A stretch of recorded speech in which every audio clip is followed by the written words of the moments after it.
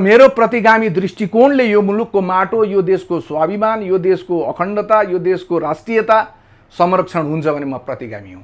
राजा आउँछ भन्नु चाहिँ प्रतिगमन हो भने सुन्नुस् न, मलाई त्योसँग मतलब छैन। के कुरामा म प्रतिगामी हुँ, मलाई कसले प्रतिगामी भन्छ, मसँग आएर बहस गरे हुन्छ। के हुन्छ? सबभन्दा ठुलो कुरो मृत्यु हो। म मृत्युलाई पनि जितेर अजय भइसकेको मान्छे हो। मलाई डर लाग्दैन, सत्य कुरा बोल्न मलाई डर लाग्दैन। मैले त चुनौती दिएको छु त, ल्याउनुस् न तपाईँ सत्तामा बसेका मान्छे लिएर आउनुस् मसँग बस, मलाई चित्त बुझाइदियो भने भइहाल्यो। स्वाभिमानपूर्वक स्वाभिमानी पुर्खाका त्यस्ता सन्तान आज विदेशमा गएर अर्काको देशमा गएर ढाबामा र ती अनेक खण्डमा काम गरेर बसेकाहरूलाई त भित्र दुखेको त छ नि। म पनि त यो देशको नागरिक हुँ। म बाहिरबाट लिएर आएको अङ्गीकृत नागरिक त होइन त। मेरो पनि रगत पसिना, मेरा हजुरबाउ कुप्रा बाउ रामचन्द्र परसाई भन्ने तपाईँको रामेछापको चाहिँ जुन सिन्धुलीगढीको युद्धमा महत्त्वपूर्ण भूमिका निर्वाह गरेका मेरा पुर्खा छ त। मेरा पुर्खाको पनि यो देशमा योगदान छ त। बालेन शाहभित्र मैले बोलेको कुराहरूको चाहिँ परिणाम मैले बालेनसँग खोज्न पाउँदिनँ। त्यो बालेनको जितमा मैले बोलेका कुराहरू जोडिएका छैनन् होला त। विदेशबाट हजारौँ छोराछोरीहरूले चाहिँ यी दलहरूबाट पार लाग्दैन, यी दलहरूमा नजानुस्, तपाईँहरू के अरे बालेनलाई, स्वतन्त्र बालेनलाई भोट हाल्नुहोस् भनेर चाहिँ दबाब सिर्जना गरे। लोग्नेले चुनाव हारो स्वास्नी ल्याउनु समावेशी त। 70-80 जनाको लाभा लस्कर लगाएर तपाईँ जहाँ उत्र्यो त्यहाँ माला भिर्ने भन्दा बाहेक अरू काम गर्दैन। त्यो अग्रगमन, त्यसलाई हामीले अग्रगमन भनिदिनु पर्ने। चुनावमा भोट माग्न जाँदाखेरि पैसा खर्च नगरी म मलेसियामा पठाउने, खाडीमा पठाउने भनेको के हो? अर्काको देशमा चौकीदार, अर्काको देशमा नोकर। आज आएर तपाईँ चाहिँ राजावादी हो त। म राजावादी, के फरक पर्यो? म कुनै कसैको कुनै नेताको पछाडि लागेर त्यसको झोला बोकेर हिँड्नुभन्दा शाहवंशीय परम्परा अनुसार कुनै न कुनै प्रकारको राजा रहोस्। मलाई प्रतिगामी भन्छन् भने मैले किन डराउनु पर्यो? हो, म प्रतिगामी हो। मलाई मेरो डर त्यही हो। त्यस्तो ताकतवर कोही छ, यो प्रतिगमनले मुलुक समाप्त हुन्छ नगर भन्ने आँट भएको कोही छ भने आएर मसँग बसेर बहस गरे भइहाल्यो नि। अफगानिस्तान तपाईँ देखिरहनु भएको छ। आज अफगानिस्तानी नागरिकहरूलाई गएर तपाईँ सोध्नुहोस् होइन, हिजोको स्थिति फिर्ता भएर त्यहाँ राजा सहितको हिजोको स्थिति आउँदाखेरि उनीहरू खुसी हुन्छन् कि दुखी हुन्छन्? आज त्यो राष्ट्रको अवस्था हेर्नुहोस्। एउटा समृद्ध थियो, विकासको गतिमा अगाडि बढिरहेको राष्ट्र थियो। आज विकसित राष्ट्रहरू त्यहाँ छिरे, रुस छिरो, अमेरिका छिरो, त्यस पछाडि चाइना छिरो, आफ्ना स्वार्थ लडाए। आज त्यसको विच्छेद अवस्था तपाईँ देखिरहनु भएको छ। यही आज तपाईँ प्रतिगामी के थाहा? 15-20 वर्ष पछाडि हामीले हामी 46 साल पछाडि अथवा 17 साल पछाडि फर्किन पाएको भएदेखि आज हाम्रो राष्ट्र स्वाधीन हुन्थ्यो, हाम्रो राष्ट्र स्वतन्त्र। मैले सामाजिक सञ्जालमा हेर्ने गर्छु युवराज सङ्ग्रौला, डाक्टर युवराज सङ्ग्रौला। उहाँ पटक लेख्नुहुन्छ, धेरै पुस्तकहरू लेख्नु भएको छ उहाँका। मैले 2-4वटा पुस्तक पनि हेरिसकेका छु। यो देशप्रति उहाँको निष्ठामा कहीँ पनि शङ्का गर्ने ठाउँ छैन। यो माटोप्रति उहाँ चाहिँ सजग हुनुहुन्छ, यो माटोप्रति माटोको प्रेम गर्नुहुन्छ भन्ने कुरा देखिन्छ। विज्ञ हुनुहुन्छ, लको प्रोफेसर भए पनि उत्पादनसँग सम्बन्धित धेरै विषयहरूमा उहाँले आफ्ना कुराहरू लेख्नुहुन्छ। उहाँलाई झलनाथ खनालको प्रधानमन्त्रीत्वमा तपाईँको के भन्छ यो अटर्नी जनरल बनाइयो, महान्यायाधिवक्ता बनाइयो। उहाँले राम्रै गर्नुभएको थियो। त्यति बेला उहाँले त्यो अफिसमा धेरै उदाहरणीय काम पनि गर्नुभयो, थाहा छ। उहाँ सायद मलाई लाग्छ आज नेपालमा प्रोफेसरहरू, कानुनका प्रोफेसरहरूलाई हेर्ने हो भने उहाँलाई 1 नम्बर, मेरो दृष्टिकोणमा म उहाँलाई 1 नम्बरमा राखेर हेर्छु। यही गभर्मेन्ट यही स्थिति रह्यो भने अशोक सिंह आइजिपी हुँदै हुनुहुन्छ। त्यो पनि तपाईँलाई मैले भनिदिन्छु, त्यो फिक्स छ त्यो कुरा। हामी कतै आफ्नै देशमा शरणार्थी हुनुपर्ने परिस्थिति बा निर्माण हुन्छ कि? यहाँलाई एभरेस्ट नेपालमा हार्दिक स्वागत छ। धन्यवाद। आराम हुनुहुन्छ? ठिक छ। अचेलभरिको दिनचर्या कसरी बितिरहेको छ? आजभोलि त त्यो टेलिफोन, सबभन्दा बढी टेलिफोनमै व्यस्त हुन्छ। त्यति फोन आउँछन् देशबाट विदेशबाट, विभिन्न उसबाट आउँछन्, त्यतै व्यस्त छु बढी। त्यो भनेको के, राजनीतिमा हाम फलालिसके पछाडि टेलिफोन धेरै आउँदो रहेछ? उम्मेदवार भएपछि अझ बढी आउने। तपाईँ उठ्नुहुन्छ कि साँच्चै हो कि होइन कि, त्यस्तो कुराहरू बढी आउने। त्यो त अब औपचारिक रूपमा पत्रकार सम्मेलन गरेर घोषणा त गर्नुभएको छैन, तर हुन त हो नि त। हो। यो सबै व्यक्तिहरू अहिले विभिन्न पेसा व्यवसायमा आबद्ध व्यक्तिहरू, हिजो अन्यत्र रहेर महत्त्वपूर्ण योगदान दिएका व्यक्तिहरू सबै धमाधम राजनीतिमा हाम फलाल्न थाले। अब यहाँलाई यो प्रश्न फेरि मलाई कतिले सोध्छन् भन्ने पनि पर्ला, तपाईँलाई पनि त्यस्तो के लाग्यो राजनीतिमा र यो पटकको चुनावमा म आफै उम्मेदवार बन्छु भनेर लाग्नुभयो? राजनीति जस्तो भएन। हामीले जस्तो कल्पना गरेका थियो, नागरिकहरूले जस्तो कल्पना गरेका थिए, यो लोकतन्त्रपछि अझ गणतन्त्र, राजाको शासन समाप्त भइसकेपछि लोकहितमा, जनहितमा, राष्ट्रहितमा, राष्ट्रिय स्वार्थमा केन्द्रित हुनुपर्ने दलहरू जब देशभन्दा ठुलो व्यक्ति, व्यक्तिभन्दा ठुलो दल, स्वार्थ चाहिँ व्यक्तिको ठुलो, देशको भन्दा व्यक्तिको ठुलो, व्यक्तिको भन्दा दलको ठुलो भनेर जब जान थाले नि, त्यस पछाडि मान्छेमा एक खालको वितृष्णा उत्पन्न भयो र त्यस पछाडि घटनाक्रमहरूले के देखाउन थाल्यो भने हामी कतै आफ्नै देशमा शरणार्थी हुनुपर्ने परिस्थिति बा निर्माण हुन्छ कि हामी सानो मुलुक छौँ, दुईटा छिमेकी, ठुला छिमेकीहरूको बिचमा छौँ, उनीहरूका आफ्नै स्वार्थहरू छन्, उनीहरू शक्तिशाली राष्ट्रहरूमा गनिन्छन्, उनीहरूको हैसियत विश्वमा नै हाम्रोभन्दा धेरै ठुलो छ, शक्ति राष्ट्रकै रूपमा गनिनेछन्। अब यो दुईटाको बिचमा सामरिक रूपमै धेरै कुराहरू नेपालमा छिर्न थालिसकेपछि, शक्ति राष्ट्रहरूकै स्वार्थ नेपालमा प्रवेश गरिसकेपछि झन् डरलाग्दो परिस्थिति निर्माण भयो। हामीले त एनकेन प्रकारेण जसरी भए पनि आफ्नो जीवन समापन गऱ्यौँ। अब जीवनको उत्तरार्धमा छौँ, केही फरक नपर्ला, धेरै गऱ्यौँ जीवनमा। त्यसले गर्दाखेरि दुःखसँग डराउनु पर्ने मान्छे हामी होइनौँ, डराउँदैनौँ। तर भोलि हाम्रा सन्ततिहरूका लागि, हाम्रा भोलिका भाइ छोराहरूका लागि, हाम्रा नाति पनातिहरूका लागि यो मुलुकको अस्तित्व नै सङ्कटमा, मुलुकको अस्तित्व नै समाप्त हुने परिस्थिति निर्माण भएर भोलि हामीलाई जसरी आज हामी वीर बहादुर पुर्खालाई सम्झेर गर्व गर्छौँ नि, त्यसै गरी भोलि हामी घृणाका पात्र पो हुन्छौँ कि हामीलाई हाम्रा सन्ततिहरूले भोलिका दिनमा सराप्ने दिन पो आउँछ कि, त्यो पनि लागेर हुनसक्छ। नत्र भने काममा, व्यवसायमा लागेका मान्छेहरू जो राजनीतिभन्दा टाढा थिए, राजनीतिको एउटा मतदाताको भूमिका निर्वाह गर्थे, नागरिकको भूमिका निर्वाह गर्थे, तिनीहरूले आज चाहिँ एकाएक राजनीतिमा प्रवेश गर्नुपर्ने कहीँ कतै कुनै ठाउँ मैले देखेको थिएँ। अब अहिले एकजना दलका नेताका अध्यक्षले भन्नुभएको थियो कि नेता आयो भने गाउँमा चोर आयो भन्छन् भन्ने खालको, त्यो एउटा दलदल जस्तो अलिक धेरै युवाहरूले नरुचाएको जस्तो, पोलिटिक्स भन्ने साथै नाक खुम्च्याउने जस्तो, त्यस्तो सेक्टरमा अनि तपाईँहरू नगरिकन, त्यहाँ प्रवेश नगरिकन के सफा गर्न नसकिने परिस्थिति निर्माण भयो र अनि त्यही दलदलमा हाम फाल्ने भन्ने हो? होइन नि, यदि त्यही दलदलमा हाम फाल्ने थियो भने 30-35 वर्षसम्म म एउटा राष्ट्रिय दलमा कार्यकर्ताको हैसियतमै भए पनि बसेको मान्छे, मैले त्यो दल त्यागेर स्वतन्त्र भएर किन आउनु पर्थ्यो? त्यो आम नागरिकको दिमागमा, सोचमा, सोचाइमा, दृष्टिकोणमा यदि हामी गरिब छौँ, सबैलाई थाहा छ, हाम्रो ढिकुटीमा पैसा छैन, त्यो पनि सबैलाई थाहा छ, एकैचोटि सबै आवश्यकताहरू पुरा गर्न सकिँदैन, त्यो पनि सबैले बुझेका छन्।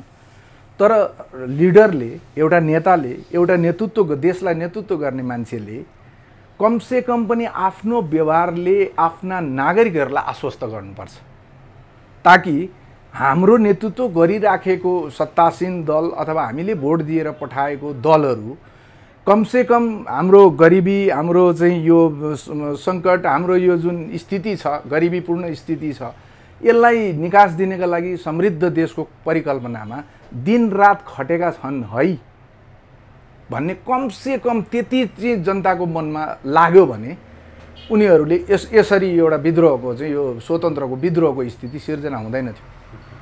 तर के देखिन्छ त भन्दाखेरि, मैले मात्रै होइन, तपाईँहरूले पनि देखेको हुनुपर्छ, के देखिन्छ त भन्दा दिनै पछि भ्रष्टाचार झन् बढेर गएको।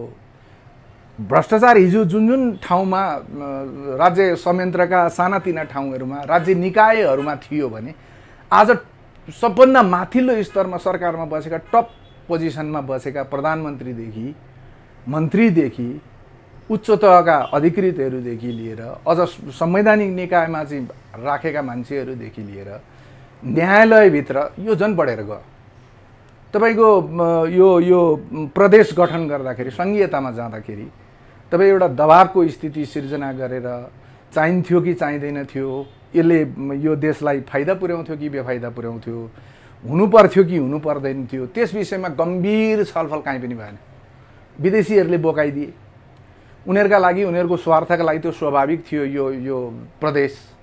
किनभने विखण्डनका लागि, स्थितिलाई सधैँ तरल बनाउनका लागि यो पहाड मधेस हाम्रो चाहिँ जस्तो हाम्रो भूगर्भ, हाम्रो भूगोल जस्तो छ, त्यसभित्र विभाजनका रेखाहरू कोर्नका लागि यो आवश्यक थियो।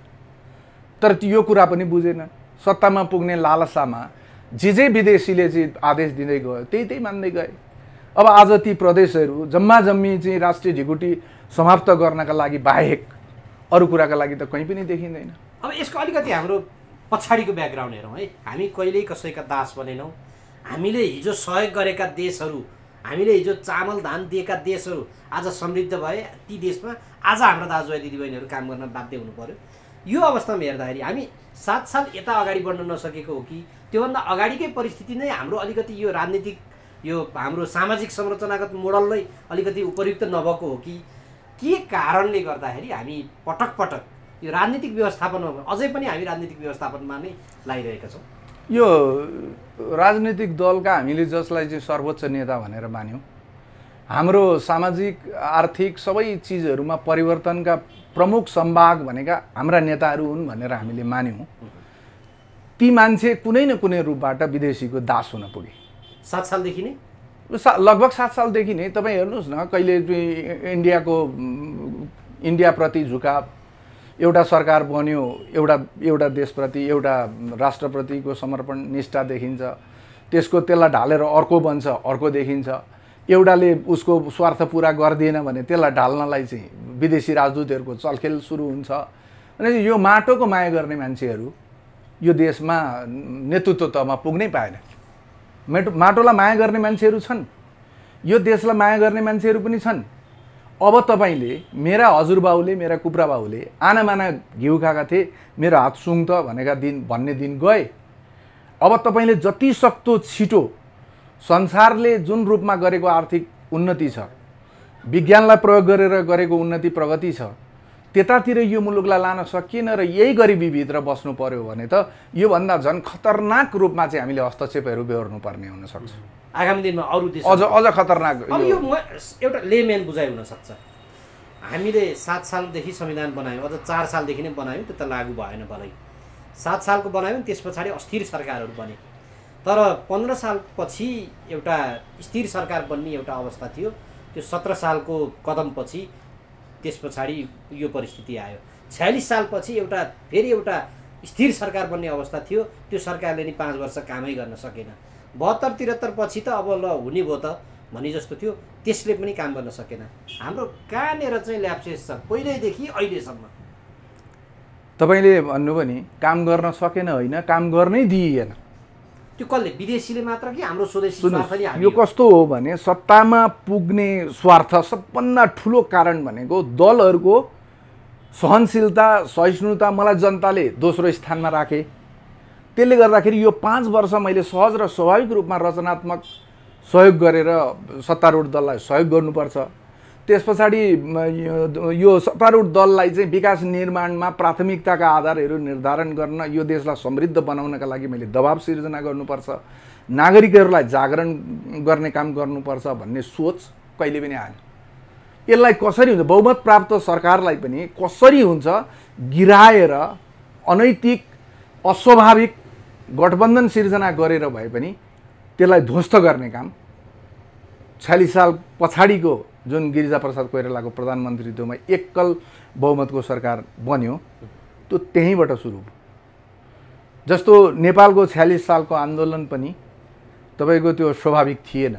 त्यसमा चाहिँ यो बहुदलीय व्यवस्था नमान्ने कम्युनिस्टहरू सोभियत सङ्घको पतनपछि, सोभियत सङ्घमा चाहिँ त्यो ग्लास्नोस्ट र पेरेस्ट्रोइका भन्ने आइसकेपछि शीत युद्धको लगभग समाप्तिको अवस्था थियो, कमजोर बनेको अवस्था थियो। जसरी हुन्छ शान्तिपूर्ण रूपमा सत्तामा पुग्न कम्युनिस्टहरू पनि लालायत थिए। त्यसमा विदेशीहरूले झन् ढाप मार्थे, विशेष गरेर भारतले मारिदियो। चन्द्रशेखर आएर भाषणै गरेका हुन्, तपाईँलाई थाहा छ। तपाईँको नाकाबन्दी नै सिर्जना गरिदियो नेपाललाई डरलाग्दो नाकाबन्दी सिर्जना गरिदियो र तपाईँको प्रारम्भ भयो यो देशमा बहुदलीय व्यवस्था। राजाले विदेशीहरू सामु घुँडा टेक्नुभन्दा नेपालीहरूकै अगाडि म घुँडा टेक्छु भनेर राजा वीरेन्द्रले घुँडा टेके, दिए, संविधान बन्यो। अब त्यो संविधान बनिसकेपछि जसरी उनीहरूले यो देशमा त्यति बेला भएको राज्य सत्ता परिवर्तनका लागि काङ्ग्रेस कम्युनिस्ट सबै मिलेर चाहिँ आन्दोलनमा गएका थिए, उनीहरूले चर्लक्कै विदेशीलाई छोडिदिएर काङ्ग्रेस कम्युनिस्टभित्र नि एक खालको यो मुलुकको समृद्धिलाई मात्रै ध्यानमा राखेर अगाडि बढेको भएदेखि सायद नेपालमा आज हामी भनेका यहाँ चाहिँ विद्युतीय रेल चढ्दै हुन्थ्यौँ होला, हाम्रो 20-30 हजार मेगावाट विद्युत विदेशीलाई बेच्दै हुन्थ्यौँ होला, राम्रा राजमार्ग बनेका हुन्थ्यो होला, पहाडमा सुविधा सम्पन्न गाडी जाने परिस्थिति निर्माण भएको हुन्थ्यो होला, ठुल्ठुला 5 स्टार होटलहरू सोलुखुम्बुदेखि लिएर कर्णाली प्रदेशका चाहिँ जुम्ला हुम्लामा पनि बन्ने परिस्थिति निर्माण, तर त्यतातिर गएन। केवल स्वार्थ, केवल सत्ता स्वार्थ। त्यसको लागि विदेशीले प्रयोग गरे, प्रयोग भइदिए। सत्तामा बसेका मान्छेहरू पनि अब तपाईँको गिरिजाप्रसाद कोइरालाको सरकार ढल्नुपर्ने कुनै कारण थियो र? बहुमत सहितको सरकार थियो नि, तर त्यो नटिक्नुको पछाडिको कारण भनेको स्वदेशी मात्रै, यहाँ हाम्रो आन्तरिक कारण मात्रै हो त? तपाईँ गिरिजाप्रसाद कोइरालाको सरकार बन्ने बित्तिकै एमाले चाहिँ के भन्छ यो कर्मचारी आन्दोलन सुरु गरिदियो। कर्मचारी भनेको के हो?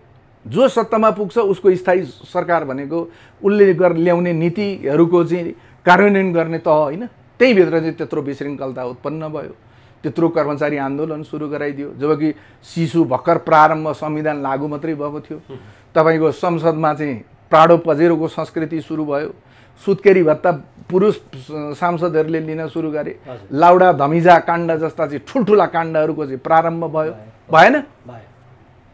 त्यसले गर्दा के देखियो त भन्दा यो मुलुक र यो मुलुकको माटोप्रति जिम्मेदारी लिएर राष्ट्रको नेतृत्व गर्छु भन्ने मान्छे नेपालमा रहेनछन् भन्ने भयो। अब सँगसँगै त्यो माओवादी जनयुद्ध सुरु भयो 2000 त्यो पनि विदेशीहरूकै इसारामा थियो। नत्र भने आजको व्यवस्था त बहुदलीय व्यवस्था, चुनाव लड्न पाउने संसदीय व्यवस्था त त्यति बेला पनि थियो नि। माओवादी लडे पनि, तर उसको पहुँच पुगेन, पैसा थिएन उसँग त्यति बेला, डर त्रास धम्कीले मान्छेहरूले चाहिँ भोट दिने परिस्थिति पनि थिएन। विदेशीहरूले उक्साइदिए, लजा हामी तँलाई सहयोग गर्छौँ, यो देश जति तरल हुन्छ त्यति विदेशीलाई फाइदा हुन्छ, उनीहरूले लगाइदिए। उनीहरू पनि सत्ताका लागि गए, जुन कुरा आज पुष्टि हुँदैछ।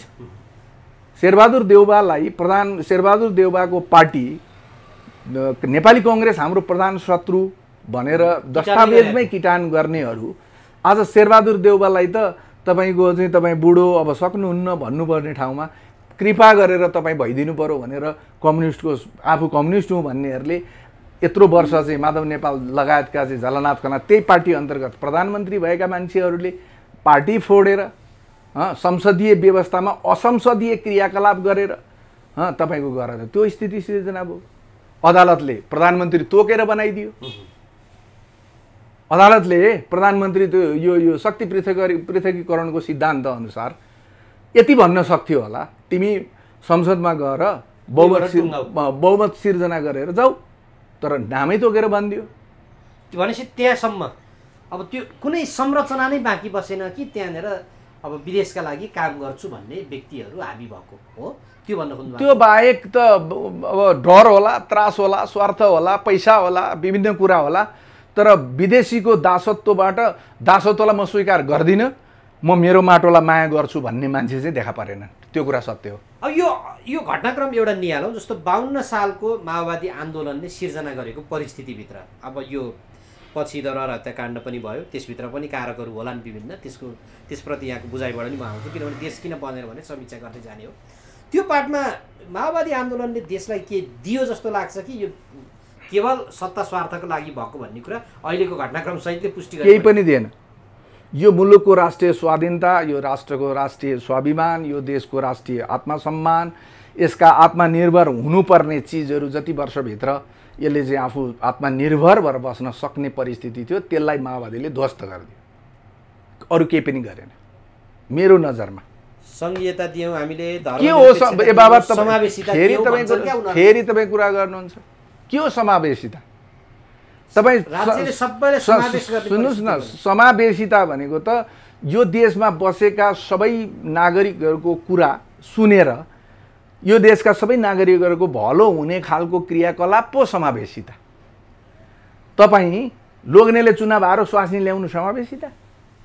समावेशिताका नाममा भुत्लोभाङ त्यो संसदको सांसदको कर्तव्य अधिकार आदि इत्यादि केही पनि नजान्ने, बोल्न पनि नजान्ने, त्यहाँ कुरा उठाउन पनि नजान्ने, अधिकार के हो कर्तव्य के हो त्यो पनि भन्न नजान्ने, त्यो मान्छेलाई संसदमा लगेर सांसद बनाएर त्यो तल भत्ता खुवाउनु, त्यो हो समावेशिता? त्यसलाई समावेशिता भन्ने? यो देशमा कति विद्वानहरू होलान्, कति विज्ञहरू होलान्, भूगोलका विज्ञ होलान्। यो भूगर्भभित्र नेपालको धरतीभित्र कति महत्त्वपूर्ण र अमूल्य चिजहरू छन् भनेर प्रधानमन्त्री मन्त्रीले जान्ने कुरा हो कि भूगोलविदले जान्ने कुरा हो? त्यसै गरी तपाईँको हाइड्रो पानी जलस्रोतसँग सम्बन्धित विज्ञले जान्ने कुरा हो कि मन्त्री हुने बित्तिकै जलस्रोत मन्त्री हुने बित्तिकै त्यसले जान्ने विषय हो? त्यस्ता मान्छेहरू कहाँ छन् आज? त्यस्ता मान्छेलाई विदेश पलायन गरेर आफ्ना एसम्यानहरू, पार्टीको झन्डा झोला बोकेर हिँडेका मान्छेहरू, त्यस्ता मान्छेहरूलाई लिएर आएर समावेशिताका नाममा संसदभित्र छिराएर पार्टीको संसदीय दलको नेताले अथवा एउटा नेताले भने बमोजिमको आधारमा गएर भोट दिने त्यो मान्छेलाई तपाईँ समावेशिता भन्नुहुन्छ? समावेशिता भनेको त सब समाजले, देशले, राष्ट्रले, हरेक नागरिकले त्यो आफूलाई चाहिँ त्यो समावेश, म पनि समावेश छु भन्ने कुरा बुझ्नु पर्यो, परेन? अनि 54 जना नेताको श्रीमान श्रीमती नै संसदमा पुगेको अवस्था छ। अब यसमा यहाँले दिनुभएको तर्क म नाजवाब छु, किनभने दलहरूको व्यवहार त्यस्तै छ। तर अब त्यसो भए यो 17,000 को बलिदानबाट प्राप्त यो संविधान सभाबाट संविधान आएपछि चाहिँ के हुन्छ भन्ने जुन थियो नि, यो फगत केही रहन्छ मिथ्या झुटो र अनाहकमा मानिसहरूले ज्यान गुमाएको रहेछ। हुनु चाहिँ पर्थ्यो, हुनुपर्ने थियो। लाज शरम, आफ्नो बोलीको मर्यादा, मैले बोलेको कुराको चाहिँ मर्यादा हुनुपर्छ, मैले बोलेको हो भन्ने त्यो चाहिँ जुन एउटा हुन्छ नि उत्तरदायित्व लिन सक्ने क्षमता भएका हाम्रा नेताहरू हुन्थे भने त्यो हुन्थ्यो। तर अब त्यो रहेन। त्यो देशका नेताहरूमा त्यो स्थिति देखिँदैन। त्यसले गर्दा निराश छन् मान्छे, निराश छन्। अलिकति जानेका, बुझेका, पढेका, लेखेका, अलिकति समाजमा सक्रिय भएर काम गरेका मान्छेहरू एकदमै हतोत्साही छन्। त्यसैले हुनसक्छ आजको परिस्थितिको कारणले त्यसैले मान्छेहरू स्वतस्फूर्त रूपमा स्वतन्त्र भएर उम्मेदवारी दिँदैछन्। त्यसलाई अन्यथा किन लिनु पर्यो? त्यसमा म आउँछु। अब अहिले यतापट्टि हेरौँ, 62-63 को आन्दोलन पछिको फेजमा जति बेला 62-63 को आन्दोलन हुँदै थियो त्यति बेला म पनि 18-20 वर्ष पुगिसकेको थिएँ। त्यो हिसाबले त्यति बेला उठेको नारा संहिता चाहियो भन्ने त्यति हदसम्म थिएन। सक्रिय राज संस्थाको विरुद्धमा थियो। अब अहिले यहाँ दुई थरी विचारहरू आइरहेको छ। एउटा चाहिँ यो राज संस्थालाई त्यसरी विदाई गरिनु, जनमतको आधार नभइकन विदाई गरिनु, एउटा त्यो गल्ती भयो कि भन्ने खालको कुराहरू पनि छ। अर्को चाहिँ होइन, वंशवादको आधारमा कोही व्यक्तिलाई किन देशको चाहिँ नि बागडोर सुम्पिने, जोसुकै व्यक्ति सक्षम छ भने त्यो व्यक्ति किन नहुने भन्ने कुराहरू चाहिँ नि आइन्छ। यसमा कसरी हेर्नुहुन्छ दुईवटा कुरा? होइन, सबैमा म फेरि पनि तपाईँलाई भन्छु, समग्रतामा मान्छेले खोजेको के? मान्छेले विकास खोजेको हो, समृद्धि खोजेको हो, नागरिकहरूलाई चाहिँ एउटा सुसंस्कृत समाजको निर्माणमा आवश्यक पर्ने सबै चिजहरू खोजेको हो भने के अरे एलिजाबेथलाई आज कतिवटा राष्ट्रहरूले, कमनवेल्थका सबै राष्ट्रहरूले महारानीमा मानेर बस्दा पनि फरक परेको छैन। उनीहरू गर्व गर्छन्, हाम्रो महारानी भनेर गर्व गर्छन्। हेर्नुहोस्, कमनवेल्थ राज्यका जति पनि देशहरू छन्, होइन? अलिखित संविधान हुँदाहुँदै पनि संसारका राम्रा राष्ट्रहरू, विकसित राष्ट्रहरूको रूपमा चाहिँ बेलायतलाई लिइन्छ, होइन? तपाईँको शक्ति राष्ट्रहरू यिनीहरूले जसलाई गाली गर्छन्, जुन राष्ट्रहरूलाई चाहिँ साम्राज्यवादी भन्छन्, त्यहाँ जान मान्छे ट्रकमा कुहिएको लास भएर भए पनि त्यहाँभित्र छिर्नलाई प्रयत्न गर्छन्। आज नेपाली भनिसकेपछि हामीलाई चाहिँ एउटा घृणाको स्थितिले हेर्ने स्थिति सिर्जना भयो। यिनीहरू त यस्तो चाहिँ मान्छे मार्ने देशका चाहिँ नागरिक हुन् भने जस्तो स्थिति सिर्जना भयो। पहिला नेपालीको शान थियो, शौकत थियो। त्यसले गर्दाखेरि गणतन्त्रले नेपाललाई, यो गणतन्त्र प्रारम्भ भइसकेपछि यसले उदाहरणीय प्रस्तुति गर्न सकेको भए यो राज्य निकायहरूले, राज्यले भनौँ न, राज्यले यदि त्यो दिन सकेको भएदेखि आज गणतन्त्रको पक्षमा राजालाई फालेर गल्ती गरिएछ कि भन्ने मान्छे निक्लिन्थे, हुन्थ्यो। कसको दोष? अहिले यो अब एउटा मानक बनाइदिएको छ क्या यहाँ, जस्तो युवा पुस्ता अथवा तपाईँ भनौँ तपाईँ जत्तिकै व्यक्तिहरू जो हिजो दल चाहिन्छ यो परिवर्तनलाई भनेर लाग्नुभयो र पछि होइन दलहरूले बाटो बिराए यिनीहरू सुध्रिँदैनन् भन्नेबाट स्वतन्त्रबाट हुन्छ कि कसरी हुन्छ यिनीहरूलाई या सुधारौँ भएन भने आफै लागौँ भनेर लाग्नुभएको अवस्था छ। यो अवस्थामा अहिले तपाईँहरूले लिनुभएको विचार सिद्धान्त नीति जे छन् तपाईँहरू जस्तो धेरै व्यक्तिहरूले लिनुभएको त्यसमा त यिनीहरू त प्रतिगामी हुन्। राज संस्था ल्याउनु भनेको त प्रतिगमन आउनु हो, फेरि पनि देश पछाडि धकेलिनु हो भन्छन्। अब अगाडि जाने चाहिँ नि फेरि एउटा स्थापित केही देखिन सक्दैन। यसलाई चाहिँ कसरी हेर्नुहुन्छ यो मानक नेता? त्यो सुन्नुहोस्, त्यो भन्ने मान्छेहरू भनेको को हो भने हिजो मैले एउटा लेख हेर्दै थिएँ। विगत लामो समयसम्म चाहिँ बाहिर यो मोफसलमा बाहिर पहाडतिर मास्टरी पेसा गर्नुहुने, अहिले यो नेपालमा लोकतन्त्र र गणतन्त्रका लागि नागरिक अगुवाको रूपमा सडक तताउनु हुने एकजना मान्छेले हिजो एउटा लेख लेख्नु भएको छ। यो स्वतन्त्रहरूको सम्बन्धमा रविन्द्र मिश्रलाई टार्गेट गरेर लेख्नु भएको छ, तर सबैलाई भन्नुभएको छ। त्यो प्रतिगामी भन्ने त्यही सोच बोकेका मान्छे हुन्। उहाँहरू यो देशमा मास्टर भएर हिँड्नुभयो नि। उहाँहरूले यो देशमा विज्ञान चाहिन्छ, वैज्ञानिक चाहिन्छ, एउटा सुसंस्कृत युवा सिर्जना गर्नुपर्छ, त्यसले चाहिँ समाजका लागि राष्ट्रका लागि मेरो दायित्व छ भन्ने कुरा बुझोस् भन्नेपट्टि कहिल्यै पनि लाग्नु भएन। उहाँहरूले के पढाउनु भयो? मार्क्सवाद पढाउनु भयो, माओवाद पढाउनु भयो, तपाईँका द्वन्द्ववाद पढाउनु भयो, भौतिक के अरे द्वन्द्ववादी चिजहरू पढाउनु भयो, सङ्घर्ष पढाउनु, वर्ग सङ्घर्ष पढाउनु भयो, गरिबले धनीलाई काट्नुपर्छ मार्नुपर्छ भन्नेतिर लाग्नुभयो। सबै धनी हुनुपर्छ भन्ने होइन, जो धनी छन् तिनीहरूलाई मारिदिने, तिनीहरूलाई सफाया गरिदिने, तिनीहरूको सम्पत्ति लुट्ने हो। त्यस्तै ती राक्षसी प्रवृत्तिका मान्छेहरू आज रविन्द्र मिश्रले यो देशलाई के बिगारो? रविन्द्र मिश्रको पार्टीलाई आज ध्वस्त गर्ने भनेको यिनै दलहरूले त्यसलाई विकल्प सिर्जना हुन दिएनन्। किन? उहाँ सोझो दृष्टिकोण बोकेर, मेरो आफ्नो दृष्टिकोणमा सोझो दृष्टिकोण बोकेर यो देशको सेवा गर्छु भनेर आएको मान्छे हो। तर भइदियो के? त्यहाँबाट चाहिँ जब सम्पूर्ण ठाउँबाट चाहिँ निष्क्रिय भएका विभिन्न दलहरू छोडेर चाहिँ एउटा अवसरको खोजीमा बसेका अवसरवादीहरू स्वार त्यहाँभित्र प्रवेश गरे र त्यसलाई यसरी गोलमटोल गरिदिए कि रविन्द्र मिश्र आज त्यो पार्टीबाट चाहिँ राजीनामा दिने पर्ने परिस्थितिमा आउनुभयो। उहाँले त्यो रविन्द्र मिश्रको व्यक्तित्वलाई कुनै पनि उनको क्रियाकलापलाई गाली गरेका छैनन्, नराम्रो भनेका छैनन्, तर त्यो प्रतिगामी भयो त्यसैले सिद्धियो भन्ने हिसाबले लेखेका छन्। म त ठाडै भन्छु, यदि यो प्रतिगामी, म प्रतिगामी हुँ र मेरो प्रतिगामी दृष्टिकोणले यो मुलुकको माटो, यो देशको स्वाभिमान, यो देशको अखण्डता, यो देशको राष्ट्रियता संरक्षण हुन्छ भने म प्रतिगामी हुँ। राजा आउँछ भन्नु चाहिँ प्रतिगमन हो भने सुन्नुहोस् न, मलाई त्योसँग मतलब छैन। के कुरामा म प्रतिगामी हुँ, मलाई कसले प्रतिगामी भन्छ? मसँग आएर बहस गरे हुन्छ। अग्रगमनवालाहरूले जब अग्रगमन देखाउन सक्दैनन्, पश्चगमनको क्रियाकलाप गर्छन्, परिवारवाद अनि व्यक्तिवाद र आफ्ना आसेपासे वरिपरिका भन्दा बाहेक अरू कोही पनि देख्दैन। मुलुक आज आर्थिक सङ्कटमा छ, किन सङ्कटमा पर्यो त्यो देख्दैन। यो सङ्घीयता हाम्रो लागि साँच्चै अनुत्पादक भएको हो कि के हो? यसो एकचोटि बसेर छलफल गरौँ, त्यो कहीँ देख्न पाइँदैन। हामी बोलिरहेका छौँ, कहीँ कतै देख्न पाइँदैन। यो देशमा हामीले लिएको आर्थिक जुन बाटो छ त्यो नै गलत पो भयो कि यसो विज्ञहरूलाई बोलाएर एकचोटि छलफल गरौँ, त्यो पनि कसैले देख्दैन। विकसित राष्ट्रहरू कसरी विकासमा चाहिँ पुगे, तिनीहरूले गरेको क्रियाकलाप के थियो? त्यहाँभित्र चाहिँ इमान्दारिता थियो, आर्थिक अनुशासन थियो, सादगी थियो, के थियो, त्यो पनि हेर्दैन।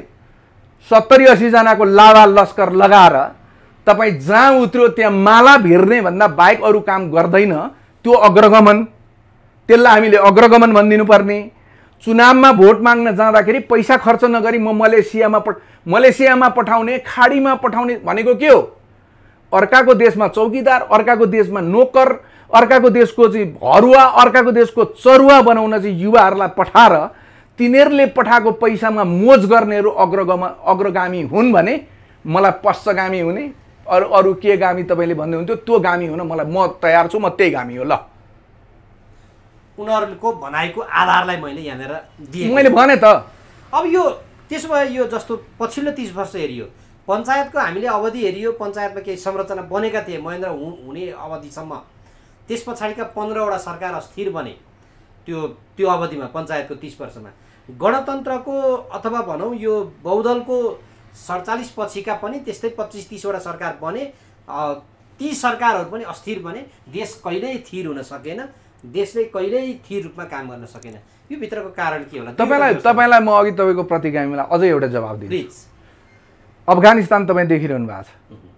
आज अफगानिस्तानी नागरिकहरूलाई गएर तपाईँ सोध्नुहोस् होइन, हिजोको स्थिति फिर्ता भएर त्यहाँ राजा सहितको हिजोको स्थिति आउँदाखेरि उनीहरू खुसी हुन्छन् कि दुखी हुन्छन्?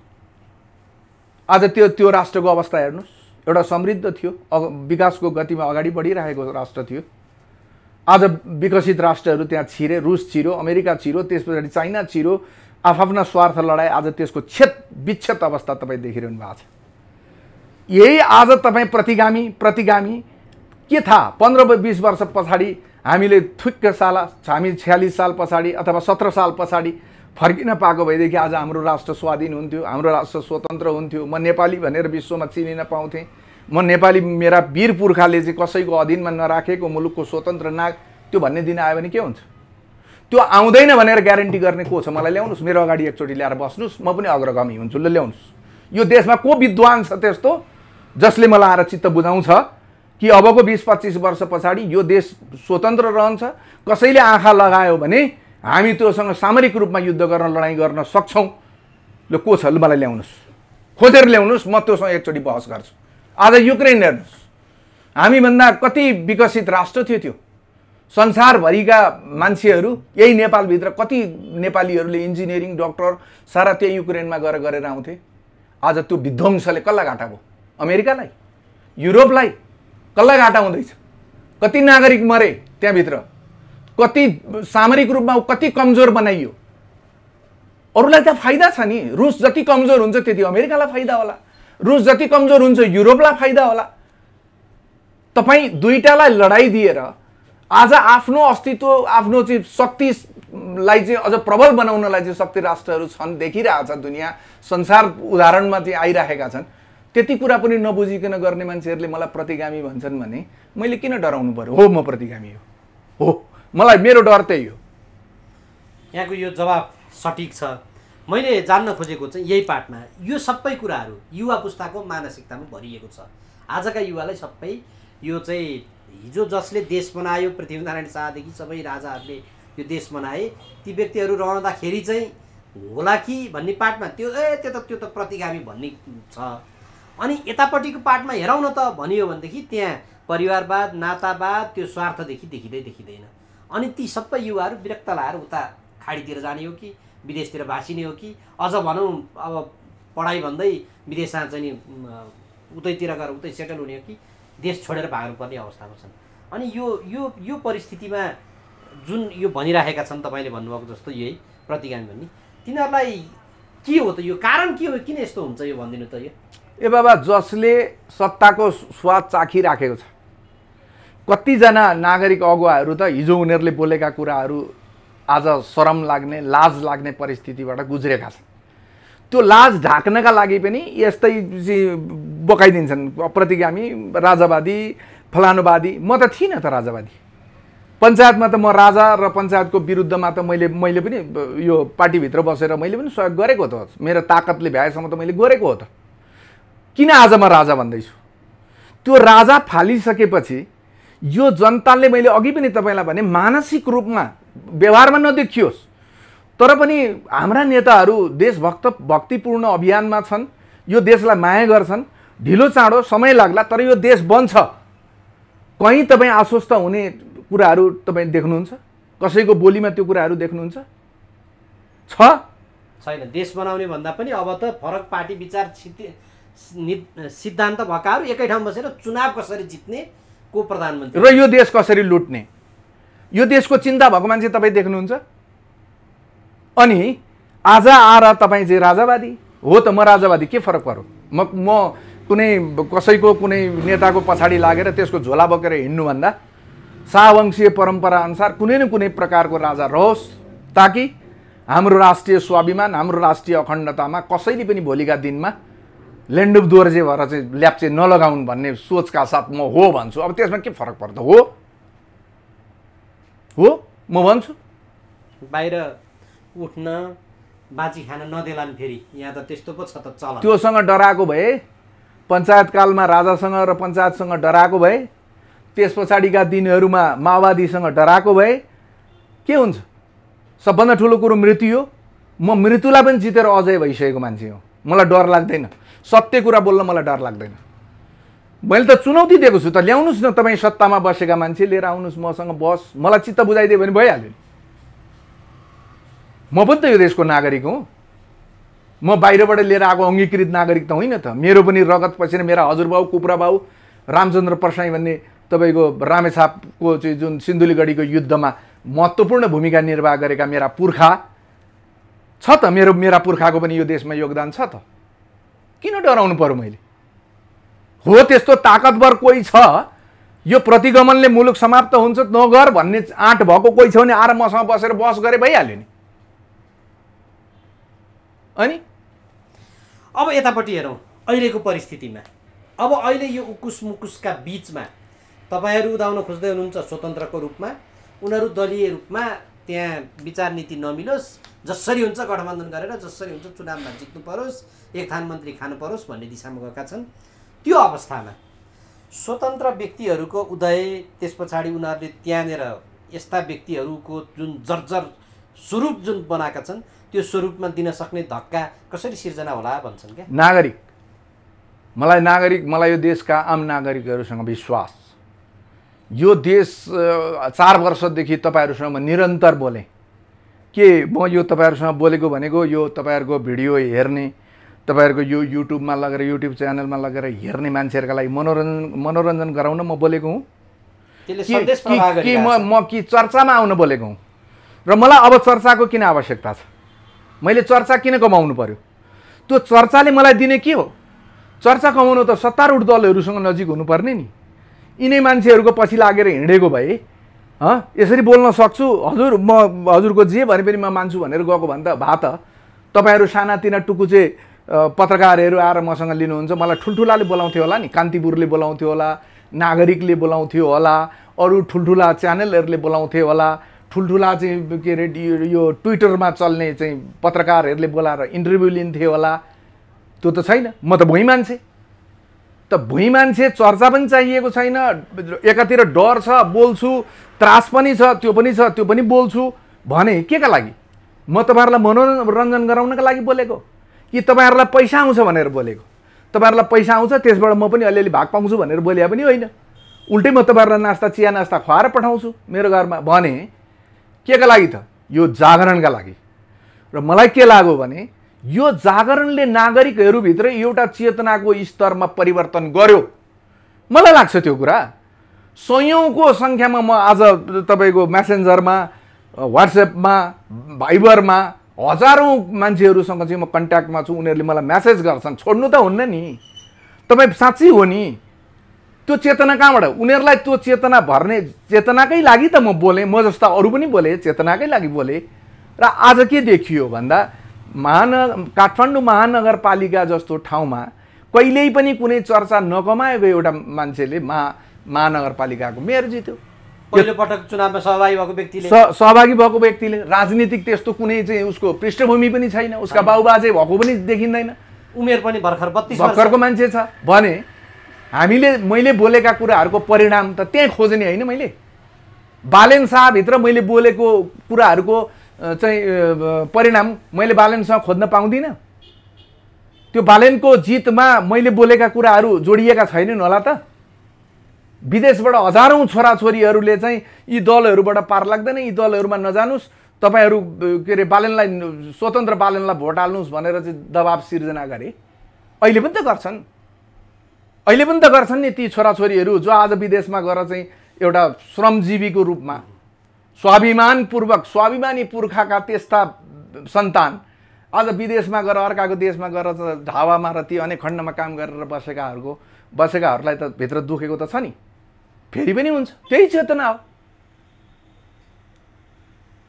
अब यो प्रसङ्गमा नि जस्तो अहिले हाम्रो बिग्रिएको कारण चाहिँ जो विज्ञ व्यक्तिहरू, जो तपाईँहरू जत्तिकै हिजो विभिन्न क्षेत्रमा रहनुभयो र केही राजनीतिक रूपमा चेत भएको व्यक्तिहरूले त्यो नेतृत्वलाई घचघच्याएर यो ठिक यो बेठिक भनेर नभनिदिएको, अथवा भनौँ समाजका विभिन्न अगुवा व्यक्तिहरूले राजनीतिक रूपमा सचेत राजनीतिक नेताहरूलाई चाहिँ तपाईँहरूले गर्नुभएको यो बाटो ठिक भयो यो बेठिक भयो भनेर नभनिदिएको कारणले हजुरी गरेको कारणले गर्दाखेरि यो क्रमशः यो परिस्थिति क्रमशः त्यो नेतृत्व भ्रष्टीकरण हुने क्रमशः त्यो नेतृत्व चाहिँ विदेशीको दलाल हुने अवस्थामा पुगेको हो अथवा उनीहरूको दोष छैन यो नेतृत्वको जो नेतृत्व उत्पादन गरिन्छ त्यो नै त्यस्तो भयो। दुईटै कुरा हो। तपाईँको जो स्वाभिमानमा बसेको विज्ञ छ विचारवान मान्छे छ विद्वान छ त्यो मान्छे यी मान्छेहरूसँग गएर चाहिँ जी हजुरी गर्न चाहँदैन। जी नहजुरी गरिसकेपछि उनीहरूले ती मान्छेहरूलाई खोज्दैन। तपाईँलाई म एउटा कुरा भनौँ, मैले सामाजिक सञ्जालमा हेर्ने गर्छु युवराज सङ्ग्रौला, डाक्टर युवराज सङ्ग्रौला, उहाँ पटक पटक लेख्नुहुन्छ, धेरै पुस्तकहरू लेख्नु भएको छ उहाँका। मैले 2-4वटा पुस्तक पनि हेरिसकेको छु। यो देशप्रति उहाँको निष्ठामा कहीँ पनि शङ्का गर्ने ठाउँ छैन। यो माटोप्रति उहाँ चाहिँ सजग हुनुहुन्छ, यो माटोप्रति माटोको प्रेम गर्नुहुन्छ भन्ने कुरा देखिन्छ। विज्ञ हुनुहुन्छ, लको प्रोफेसर भए पनि उत्पादनसँग सम्बन्धित धेरै विषयहरूमा उहाँले आफ्ना कुराहरू लेख्नुहुन्छ। उहाँलाई झलनाथ खनालको प्रधानमन्त्रीत्वमा तपाईँको के भन्छ यो अटर्नी जनरल बनाइयो, महान्यायाधिवक्ता बनाइयो।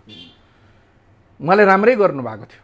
त्यति बेला उहाँले त्यो अफिसमा धेरै उदाहरणीय काम पनि गर्नुभयो, थाहा छ। उहाँ सायद मलाई लाग्छ आज नेपालमा प्रोफेसरहरू कानुनका प्रोफेसरहरूलाई हेर्ने हो भने उहाँलाई 1 नम्बर, मेरो दृष्टिकोणमा म उहाँलाई 1 नम्बरमा राखेर हेर्छु। सर्वोच्च अदालतमा आजभन्दा 15-20 वर्ष अगाडि उहाँलाई पुर्याएको भए, मलाई कहिलेकाहीँ त्यो लाग्छ पुर्याइदिएको भए, राम्रा मान्छे खोजेर लाने यदि यो प्रचलन भएको भए, यो मुलुकप्रति जिम्मेवार चाहिँ हाम्रा नेताहरू यो मुलुकप्रति जिम्मेदार र यो मुलुकको समृद्धितिर चाहिँ ध्यान दिने मान्छे भएका भए त्यस्ता मान्छे विज्ञ खोजेर लान्थे होला। तर लगेको झोलामा पैसा हालेर लाने मान्छेहरू, तपाईँका किचन क्याबिनेटमा गएर तपाईँका श्रीमती रिजाइदिने मान्छेहरू, तपाईँले जे भने पनि म फैसला गरिदिन्छु भन्ने मान्छेहरू, अख्तियारमा कस्ता मान्छे लगे? अख्तियारमा जो मान्छेले यिनै नेताहरूको चाहिँ भ्रष्टीकरणको चाहिँ अनुसन्धान गरेर कारबाही गर्नुपर्ने यिनीहरूले नियुक्ति गरेर लिएर जान्छ। त्यहाँ अझ पार्टीगत रूपमा दलगत रूपमा भागबन्डा गरेर लिएर जान्छन्। कोटा निर्धारण, जयबहादुर चन्द भनेको काङ्ग्रेसको कोटा, यो प्रेम राई भनेको एमालेको कोटा, अनि अर्को के मधेसी भनेको मधेसी दलको कोटा। यो देश बन्छ? तपाईँलाई लाग्छ यो देश बन्छ? अब अहिले प्रधान न्यायाधीश आफै न्यायको कठघरामा हुनुहुन्छ। उहाँको जुन त्यो महाअभियोग पनि मङ्सिर 27 मा उहाँले अवकाश पाउने, त्यो अवधिसम्म त्यो स्वाभाविक हो। यो संविधानमा कति ठुलो खोट छ भन्ने कुरोको उदाहरण त्यो हो। सुशीला कार्कीले राम्रो काम गर्न खोज्नुभयो, हठात उहाँ कतै काहीँ बदनाम नभएको प्रधान न्यायाधीश हठात उहाँलाई चाहिँ महाअभियोगको प्रस्ताव दर्ता गरेर उहाँलाई काम गर्नबाट रोकियो हो। त्यस पछाडि तपाईँको यी मान्छे बजारमा अहिलेका यी राणा जो प्रधानमन्त्री के अरे प्रधान न्यायाधीश थिए, यिनको बारेमा पहिले चर्चा थियो। यिनले 50 करोड रुपियाँ बोकेर लिएर गएर चाहिँ प्रधान न्यायाधीश भएका भन्ने हल्ला बजारमा पहिल्यै थियो। पैसा बुझाएर भएका भन्ने कुरा पहिल्यै चर्चा भनेका पनि छन्, प्रशस्त चर्चा थियो त्यो चिजको। यिनीहरूले तिनलाई बनाए, प्रधान न्यायाधीश बनाए। त्यस पछाडि पनि त्यो 50 करोड त उनले उठाउनु पर्थ्यो, त्यो देखियो। त्यो कुराहरू चाहिँ मुद्दा फैसलामा, न्यायाधीश तोक्ने कुरामा, यी आदि इत्यादिमा उहाँको चाहिँ ती विषयहरू नआएको भन्ने चाहिँ होइन। उहाँलाई म पवित्र एकदम सेतो मान्छे भनेर भन्दिनँ, त्यो आएको थियो। तर यदि ऊ मान्छेलाई अहिले लगाइएका जति पनि आरोपहरू छन् ती सत्य हुन् भने उनलाई अब अदालतबाट काम गर्न रोकेपछि सबै कुरा उहाँलाई माफी भयो, उहाँले माफ पाउनुभयो। त्यसरी त अहिले अब अर्थमन्त्री पनि राजीनामा दिएपछि सिद्धियो त आर्थिक अपराध त्यत्रो अब तपाईँ संसदीय समिति बनाइदियो, भोलि त्यसले चोख्याइदिन्छ, उहाँ फेरि मन्त्री हुन आउनुहुन्छ भनिसके। फेरि यदि छानबिन समितिले निर्दोष भन्यो भने आउनुहुन्छ मन्त्री भनिहाल्छ। आजसम्म संसदबाट यो गलत हो भनेर लेखा समिति भने त्यत्रो सार्वभौम चिज छ, देखाउनुहोस् आजसम्म को कारवाहीमा परे। राजस्वका कत्रा ठुल्ठुला मुद्दाहरू, देश राजस्व छली गर्नु भनेको, राजस्व खानु भनेको, त्यो कत्रो मुद्दा थियो, अरबौँ अरबको मुद्दा। ती सब फैसला भएका छन्, त्यसमा कसैको पनि ध्यान छैन। राज्यले गर्ने काम गर्नुपर्ने जो निकाय थियो नि, हेर्नुहोस् कहिलेकाहीँ म सामाजिक सञ्जालमा हेर्छु एउटा ट्राफिक सहीले आफूलाई तोकिएको ड्युटी गरौँ भने त्यहाँ बिचरा नागरिकले चाहिँ उहाँलाई यति बधाई दिएको त्यो दिएको देखिन्छ क्या। त्यो दिनुपर्ने चिजै होइन, किनभने उसलाई त तोकिएको जिम्मेवारी हो नि। त तोकिएको जिम्मेवारी गरौँ भने त त्यो त स्वाभाविक हो नि, त्यसलाई अस्वाभाविक मान्नु। तर यहाँ अस्वाभाविक, त्यसलाई कसैले तोकिएको काम गरौँ भने चाहिँ त्यो चाहिँ अस्वाभाविक भयो क्या।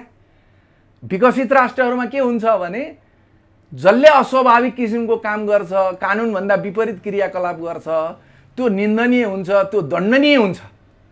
हाम्रोमा यहाँ के हुन्छ भने जसले त्यो चाहिँ निन्दनीय र दण्डनीय काम गर्छन् उनीहरू पुरस्कृत हुन्छन्। राष्ट्रपतिबाट चाहिँ सुनको त्यो के भन्छ त्यो मेडलहरू थाप्न पुग्छन्, विभूषणबाट चाहिँ विभूषित हुन्छन् ती मान्छेहरू, होइन?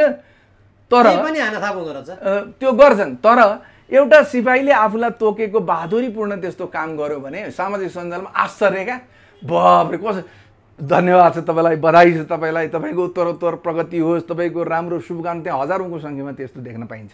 यो कस्तो देश होला? यो यस्तो किन हुन्छ? जस्तो ल बहुदल पछिको अवस्था हेरौँ, यी निकायहरू सबै थिए, यो अख्तियार पनि थियो, यो लेखा समिति पनि थियो, यस्ता अनेक सबै निकायहरू पनि थिए। ती निकायहरूले आफ्नो हिसाबले काम गर्दै पनि थिए होलान्। अहिले पनि ती निकाय छन्, अहिले लाचार छन्, त्यति बेला अलिक कम लाचार थिए अथवा लाचारै थिए। तर ती निकाय पहिल्यै पनि थिए, तर भ्रष्टाचारको त्यो इन्डेक्स हामीले हेऱ्यो भनेदेखि चाहिँ त्यति बेला जस्तो छ अहिले पनि त्यस्तै छ, झन्झन बढ्दो छ। के भएको यो चाहिँ? हेर्नुहोस्, पञ्चायतकालमा एउटा कुरा थियो, राजासँग सब डराउँथे, पावर भएको कारणले। सुन्नुहोस्, राजासँग सबै डराउँथे।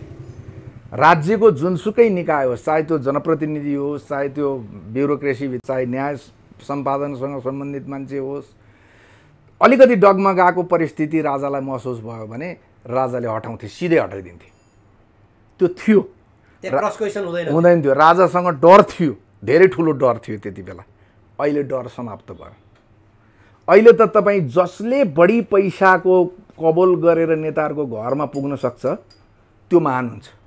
मन्त्री प्रधानमन्त्री बस तपाईँको आजको दिनमा सरुवा बढुवा भनेको त्यो क्षमताको, उसले योसँग क्षमता छ, यसले राम्रो काम गर्न सक्छ, यसले समाजलाई चाहिँ एउटा साँच्चीको उदाहरण प्रस्तुत गर्न सक्छ। चाहे त्यो सुरक्षामा होस्, प्रहरीभित्रैको कुरा होस्, चाहे त्यो अन्यत्र प्रशासनिक क्षेत्रकै कुरा होस्, चाहे त्यो विकास निर्माणसँग सम्बन्धितै विषय होस्, यो पर्फेक्ट छ, यो इन्जिनियर पर्फेक्ट छ, त्यसैले यो प्रोजेक्ट म्यानेजरका लागि त्यसरी हेरिँदैन।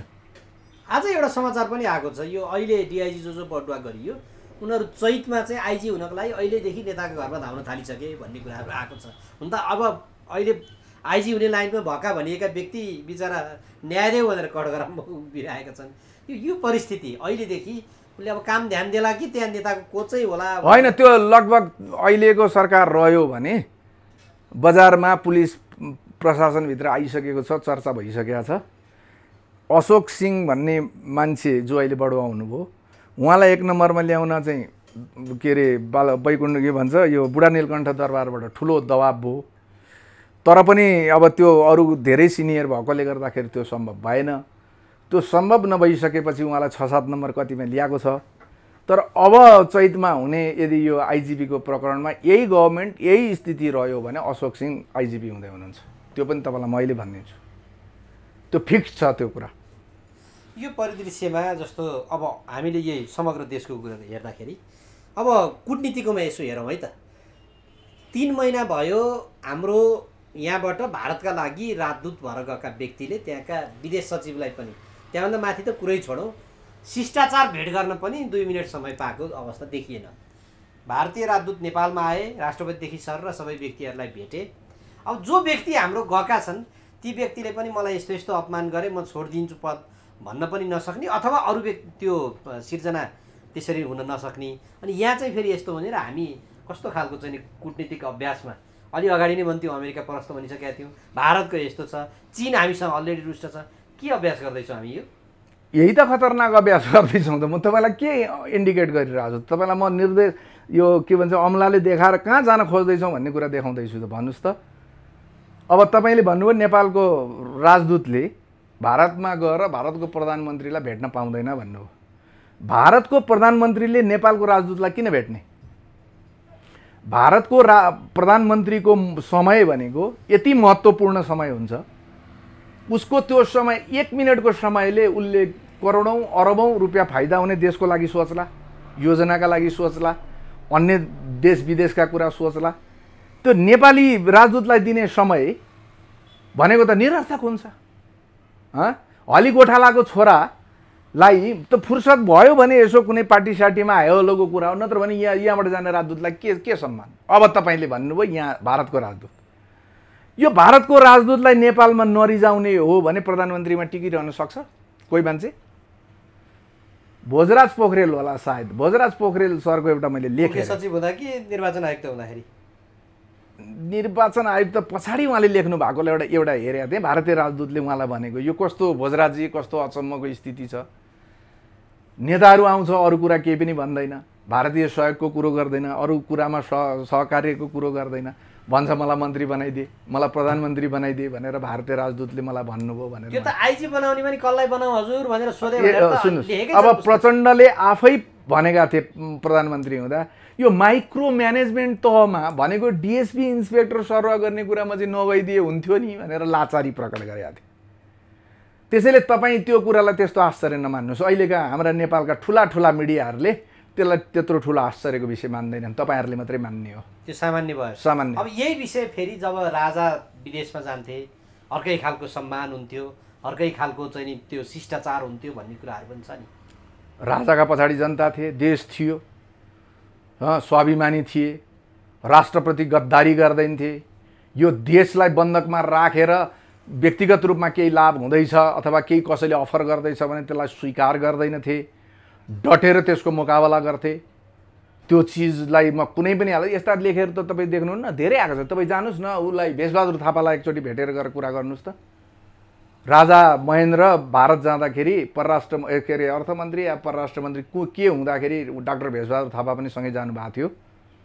इन्दिरा गान्धीसँगको भेटमा राजा महेन्द्रले बाहिर निक्लिएर भनेको कुराले त्यो मलाई आज पनि गर्व हुन्छ भन्नुहुन्थ्यो। एकचोटि जानुहोस् डाक्टर भेषबहादुरसँग सोध्नुहोस्, सिधा आँखा जुधाएर म स्वतन्त्र राष्ट्रको स्वतन्त्र राष्ट्र प्रमुख हुँ भन्ने आँट गर्थे।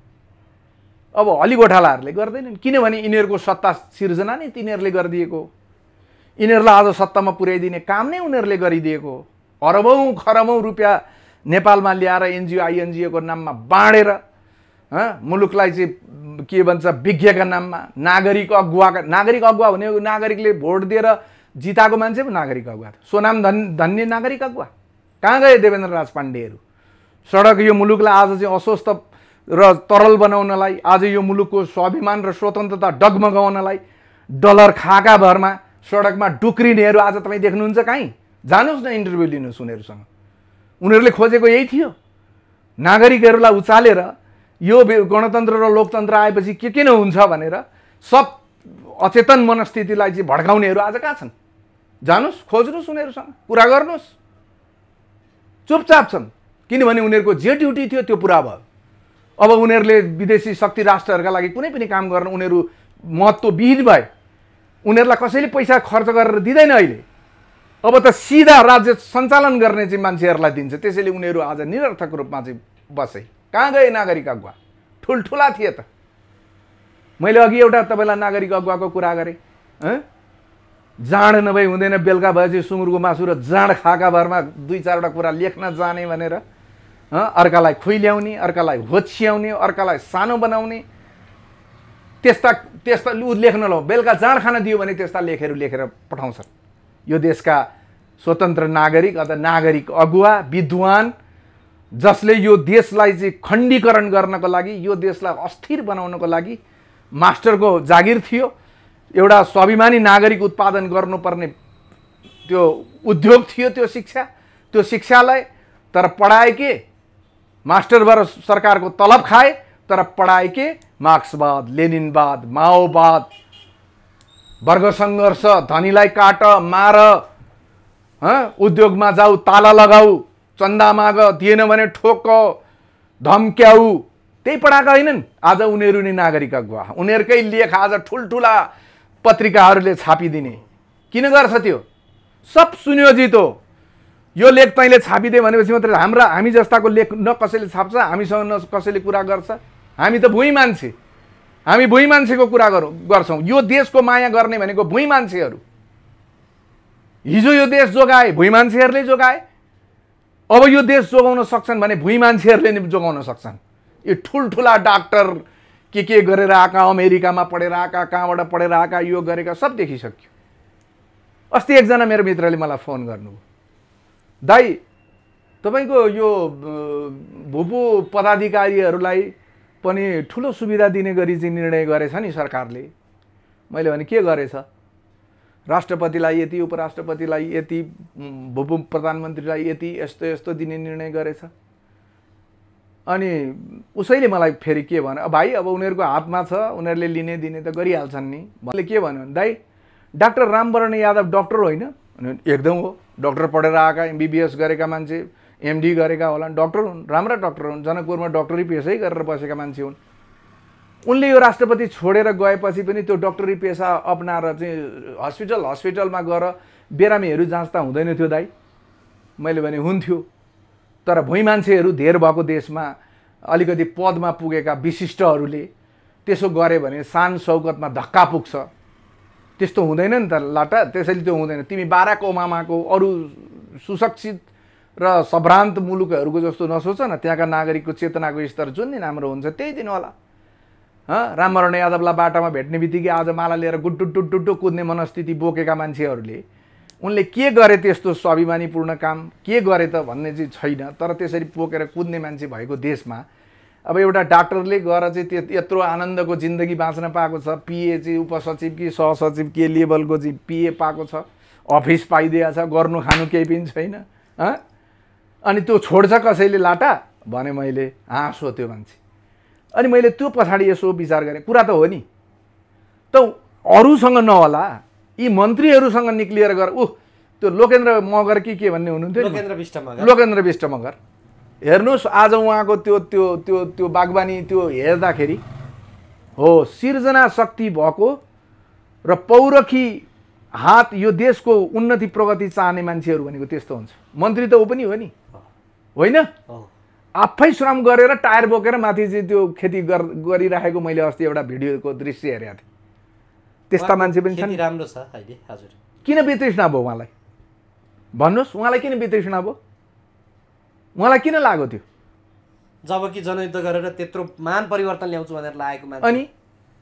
अनि भन्नुहोस् त, त्यसले गर्दाखेरि यी हामी जे कुरा भनिराखेका छौँ यो देशका नागरिकहरूले गम्भीर रूपमा लिन जरुरी छ। अब यस्तोमा अघि हामीले कुरा गऱ्यौँ, राजा हुँदाखेरि डर थियो, त्यो हिसाबले सजग भएर काम गर्थे। तर अब पञ्चायतमा पनि भ्रष्टाचार चाहिँ थियो, केही न केही डर थियो होला। अब आजको दिनमा चाहिँ यो समग्र तमाम यो उकुस मुकुसको बिचमा एउटा डिक्टेटरको रूपमा अब राजा आउने कि संवैधानिक रूपमा राजा आउने कि संवैधानिक रूपमा राजा आउँदाखेरि के नै फरक भयो र यी व्यक्तिहरू अब त झन् हेपेर चुनावबाट आऊ, यहाँ हामी त चुनावले ल्याएको भन्ने छ भनि पनि राखेका छन्। कसरी चाहिँ नि सुधार हुन सक्छ त भन्छन् क्या? होइन, राजालाई धेरै अधिकार नदिनुहोस्। म राजाको सन्दर्भमा बोल्दाखेरि सक्रिय राजतन्त्र, यो राजतन्त्र म त्यसरी भन्दिनँ। म राजालाई जम्मा तिमी यति अधिकार देऊ, मुलुकको हितभन्दा बाहिर भएका सन्धि सम्झौताहरू खारेज गर्ने अधिकार राजालाई देऊ, बस, अरू केही पनि नदेऊ। राष्ट्र प्रमुख सम्मानपूर्वक हिन्दू राजा भनेर राख। संसारमा 2-3 अर्ब कति हिन्दूहरूको बस्ती होला, तिनीहरूको चाहिँ हिन्दू राजा, हिन्दू सम्राटको रूपमा एउटा राम्रो पहिचान पनि हुन्छ। त्यसले गर्दाखेरि अरू केही नदेऊ, केही नगर, सबै चिज तिमी नै गर। तर यो राष्ट्रलाई बिक्री गर्ने अवस्था आयो, यो राष्ट्रको अहितमा यसको चाहिँ भूगोल खण्डित गर्ने कुरा आयो, यो देशभित्र सामरिक रूपमा शक्ति राष्ट्रहरूको चलखेल गर्ने कुरा आयो, त्यस्ता चाहिँ सन्धि सम्झौताका कुरा आए, होइन? जस्तो एमसिसीको संसदभित्र प्रवेश गरेर पनि यदि त्यो राजासँग गएर अनुमोदन हुनुपर्ने परिस्थिति भइदिएको भए, यत्रो विद्वानहरू बोले थिए, प्रमाणसहित बोले थिए। तपाईँको त्यो के भन्छ भीम रावल, उहाँ अध्ययनशील मान्छे हो, मलाई थाहा छ, म उहाँलाई विद्यार्थी कालदेखि चिन्छु उहाँलाई। होइन। त्यस्तो मान्छे भनेको संसदभित्र बोलेको बोलेछ गगनजीले झम्टिनु भयो माथि गएर उहाँलाई एकदमसँगले। त्यत्रो गर्दाखेरि कमसेकम राजासँग अनुमोदनका लागि त्यो पुग्दाखेरि त राजाले विद्वान विज्ञहरू बोलाएर छलफल गराउँथ्यो होला नि त। त्यसको पक्षमा बोल्ने प्रधानमन्त्रीलाई लिएर आएर यिनीहरू यसो भन्छन् यो कुरा के हो भनेर त सोध्थे होला नि त, परामर्श हुन्थ्यो होला नि। त्यो त भएन। अब रबर स्टाम्प तपाईँको राष्ट्रपति भइसकेपछि मन्त्री परिषदबाट र संसदबाट पारित भएर गइसकेपछि त ल्याप्चे हान्नु पर्यो। त्यो बाहेक त अरू कुनै पनि भूमिका छैन। राष्ट्रपतिको त केही पनि भूमिका छैन नि। तपाईँको सेनाको परमाधिपति भन्ने थियो, त्यो पनि राजेन्द्र छेत्रीले धोती लगाइदिए राष्ट्रपतिलाई। बोल्दैनन्। राजेन्द्र छेत्री यो देशको नागरिक हो पहिला, त्यस पछाडि सैनिक प्रमुख होला। कुनै युद्धमा गएर यो देशको भूगोल बढाउनका लागि काम गरेको प्रधान सेनापति हुँदै होइन। निरर्थक पैसा खाएर यो देशको चाहिँ गरिबले सागमा उठाएको करको पैसा खाएर बसेको मान्छे हो। त्योभन्दा बढी सेनालाई कसैले बुझ्छ भने म त्यसलाई बुझ्दिनँ, त्यसरी बुझ्दिनँ। त राजेन्द्र छेत्रीले आज जवाब दिनु पर्दैन? उहाँले अमेरिकातिर गएर बस्दिए, उहाँले प्रधान के अरे परमाधिपतिलाई जानकारी गराउनु भएन, उहाँले प्रधानमन्त्रीलाई जानकारी गराउनु। केपी ओलीले चाहिँ तपाईँको रोस्टमबाटै भनिदिए। राजेन्द्र छेत्रीले आएर जवाब दिनुपर्छ। खोइ चाहिँ कोही बोल्दैन, राष्ट्रका कोही मान्छेहरू पनि बोल्दैन। म गृहमन्त्री अहिले हुन्थेँ भने म राजेन्द्र छेत्रीलाई समातेर लिएर आउँथेँ। यो विषय यति गम्भीर विषय, यति दुर्गामी विषय तपाईँले के आधारमा यो लेखेर पठाउनु भयो? म समातेर ल्याउँथेँ। राज्य द्रोहको मुद्दा लगाउन सकिन्छ, के आधारमा पठाउनु भयो? सैनिकलाई त्यो गर्ने अधिकार। सेनाले राजनीतिक नेतृत्वलाई स्किप गरेर त्यो खालको एसपिपीमा जुन त्यो पत्र पठायो, त्यो पत्र पठाउने के त्यो सेनामा कुनै ब्याकअप नभइकन अथवा राजनीतिक नेतृत्वप्रति वितृष्णा भएर अथवा विश्वासै नभएर आफ्नो हिसाबले त्यो काम गर्यो? तपाईँ अहिले पनि तपाईँ कुनै पनि जर्नलसँग गएर इन्टरभ्यू लिनुहोस्, भुभु जर्नलहरू, राजेन्द्र छेत्री त्यो भाग्यमानी प्रधान सेनापति हो जसले सेनाले कहिले कल्पनै गर्न नसक्ने बजेट खेलायो। चाहे त्यो विकासको होस्, चाहे अन्य शीर्षक अन्तर्गतका हुन्, चाहे प्रशासनिक नै होस्, त्यति बजेट खेलायो। तपाईँको सार्वजनिक रूपमा चाहिँ भ्रष्टाचारको 1, 2, 3, 4 भनेरै आएका छन्, तर छानबिन हुँदैन, गर्दैन, कसैले पनि गर्दैन, सब चुप। अनि यो अग्रगमन, यसलाई हामीले अग्रगमन मानिदिनु पर्ने। कसको अग्रगमन? ल्याउनुहोस् न एकचोटि मसँग बसे, म चाहन्छु कुरा गर्न, त कोही पनि आउँदैन भाइ। म कराएको कराइ छु, यही हो अग्रगमन। न्याय भनेको, कानुन भनेको, विधि भनेको मान्छे पछि फरक हुन्छ। म त गीत गाउँथेँ, मृत्यु चाहिँ हुन्छ मान्छे पछि। देशभक्त के अरे छोरो मर्दा देशै रुँदो रहेछ भनेर गीत गाउने मान्छे हो। मृत्यु चाहिँ फरक हुन्छ। अब यो परिस्थितिमा जाउँ है त। आजको परिस्थितिमा तमाम समस्या केलाइसके पछाडि अब स्वतन्त्रहरू त्यहाँ पुगे। ल इमेजिन गरौँ भोलि तपाईँ जानुभयो। सबभन्दा पहिला त तपाईँको अब त्यहाँ जित हुने आधारदेखि के भन्दैछन् बाहिर, अझै पनि गगन थापासँग चुनाव लड्न आउने, हराउन आउने, मत काट्न आउने सम्म पनि भन्दैछन्। त्यसमा जाउँ अनि त्यस पछाडि त्यसमा जाउँ। यसमा जाउँ न सबभन्दा पहिला। तपाईँ गगन थापाकै क्षेत्रमा किन आउनुभयो? मत काट्न आएको, उसले त प्रधानमन्त्री हुन्छु भनिरहेछन्, हराउन आएको भन्दैछन् बाहिर। गाईको यस्तो हल्ला बिचरा आफ्नै पार्टीभित्र लडाइँ गर्न नसकेर अहिले एउटा गुटको मिटिङ भयो अस्ति, देख्नुभयो होला, थाहा पाउनुभयो होला। जाबो एउटा चाहिँ अर्काले उठाइदिनु पर्ने, त्यो पनि विदेशी प्रधानमन्त्रीले आएर उठाउनलाई चाहिँ त्यस्तो बल लगाइदिनु पर्ने र्याले प्रधानमन्त्रीसँग लड्न नसकेर पार्टी सभापति त्यही पार्टी सभापतिलाई स्वीकार गरेर बसेको र आज आएर तपाईँको चाहिँ पार्टीभित्र तिमीले यो ठिक भएन, ऊ ठिक भएन, यसो गरेनौ, उसो गरेनौ, यहाँ गरेनौ, त्यहाँ गरेनौ। हिजो टेस्टेड मान्छे हो नि शेरबहादुर देउवा, नयाँ हो। योभन्दा अगाडि सभापति हुँदाखेरि शेरबहादुर देउवाले गरेको काम कारबाही गगन थापालाई थाहा थिएन, देखेका थिएनन्। अनि अभ्यास त गरेका थिए नि त उनीहरूले त, फरक खालको अर्को व्यक्तिलाई लिएर आउँ भनेर। तर अब त पहुँच कति रहेछ त? आफ्नै कार्यकर्ता त्यत्रो प्रधानमन्त्रीको दावेदार, देशभरि त्यत्रो नेटवर्क भएको, क्षमता भएको त्यस्तो मान्छेले आज आएर एउटा गुटको, हिजो म गुट चलाउँदिनँ, जित्ने बित्तिकै भने म अब गुट चलाउँदिनँ, गुटको अनुसारको भागभन्डा खाइँदैन, तै मन्त्री बनाइदिई पो हाल्छ कि शेरबहादुर देउवाले। यसो भन्दाखेरि चाहिँ अब महामन्त्री भयो केही गरी पो हाल्छ कि भनेर बोले, बनाइदिएन। अब फेरि गुटको मिटिङमा गए र धम्कीपूर्ण भाषामा चाहिँ शेरबहादुरसँग बार्गेनिङ गर्न थाले। 40% दिँदैनौ भने हामी जे पनि गर्न सक्छौँ। त्यत्रा नियत था काङ्ग्रेसी कार्यकर्ता मारेर सत्तामा आइपुगेको प्रचण्डसँग हिजो शेरबहादुर देउवाले गएर के भन्छ साँठगाँठ गरेर प्रधानमन्त्री हुने हुँदाखेरि ताली पड्काउने यिनै मान्छे हुन्। नैतिकताको र एथिक्स हुन्छ नि, इथिक्स मान्छेको एउटा यो जमिर हुन्छ नि, जमिर आत्मा होइन, यो हामीले गर्नु हुँदैन, हामी यसरी जानु हुँदैन। प्रचण्डसँग के हिसाबले गरेर चाहिँ एउटा प्रधानमन्त्री पाउनका लागि हामीले यस्तो गर्नुहुन्छ। यदि प्रचण्डले चाहन्छन् शेरबहादुर देउवा अथवा काङ्ग्रेसको प्रधानमन्त्रीत्व चाहन्छन् भने उनका कुनै पनि मान्छे मन्त्री हुनु हुँदैन। उनले स्वत हाम्रो चाहिँ पार्टीको प्रधानमन्त्रीलाई स्वीकार गर्नुपर्छ। बोले छेत विच्छेद अर्काको पार्टी फुटाएर माधव नेपाललाई त्यहाँबाट निकालेर अर्को पार्टी कमजोर गरेर काङ्ग्रेसले त आफ्नोले गरेको क्रियाकलापले बहुमत सिर्जना गर्न कोसिस गर्ने होइन।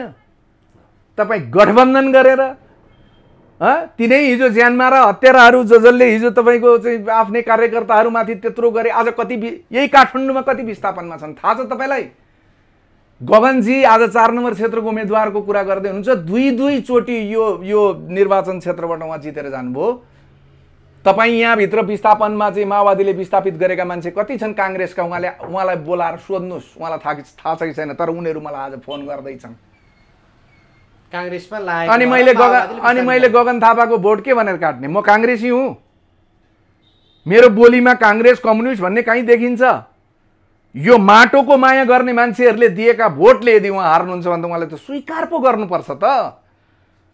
म त माटोलाई माया गर्ने भन्दा बाहेकले मलाई भोट नदेऊ भन्दैछु। यो देशलाई माया नगर्नेहरूले नदेऊ। जो सांसद भएर गएर त्यहाँ भत्ता खान्छस् राज्य कोषबाट, तिमीहरू जस्तो म जस्तो भुइँ मान्छेले साग बेचेर तिरेको करको पैसा खान्छ। त्यो हुँदैन खानु। म खान्न। म जनसेवाका लागि हो। म जनसेवक हुँ। मैले निर्वाचित भएर गएको जुन चुनाव क्षेत्र हुन्छ त्यो राज्यले पहिलो कुरा त दिनु हुँदैन। जनप्रतिनिधि भनेको पैसा खान गएको मान्छे होइन, तलब खाने मान्छे होइन। तलब खानका लागि त योग्यता हुनुपर्छ। जसरी खरदार हुने एसएलसी हुनुपर्छ, सुब्बा हुनलाई आइए हुनुपर्छ, अधिकृत हुनलाई बिए स्नातक। यो त हिजो भेडा चलाउँदै गरेको मान्छे आज आएर संसदभित्र पस्ने कुरा हो। कसरी तलब भत्ता खान पाउँछ उसले भन्ने मान्छे हुँ म, र म खान्न। र जो भुइँ मान्छेहरू, यो भुइँलाई माया गर्ने मान्छेहरू छन्, यो देश वास्तवमा अब यिनीहरूलाई झस्काउनका लागि पनि हामी जस्ता 2-4 जना मान्छेहरूलाई पठाउनु पर्छ भन्ने राख्ने त्यो दृष्टिकोण बोकेका मान्छे छन्।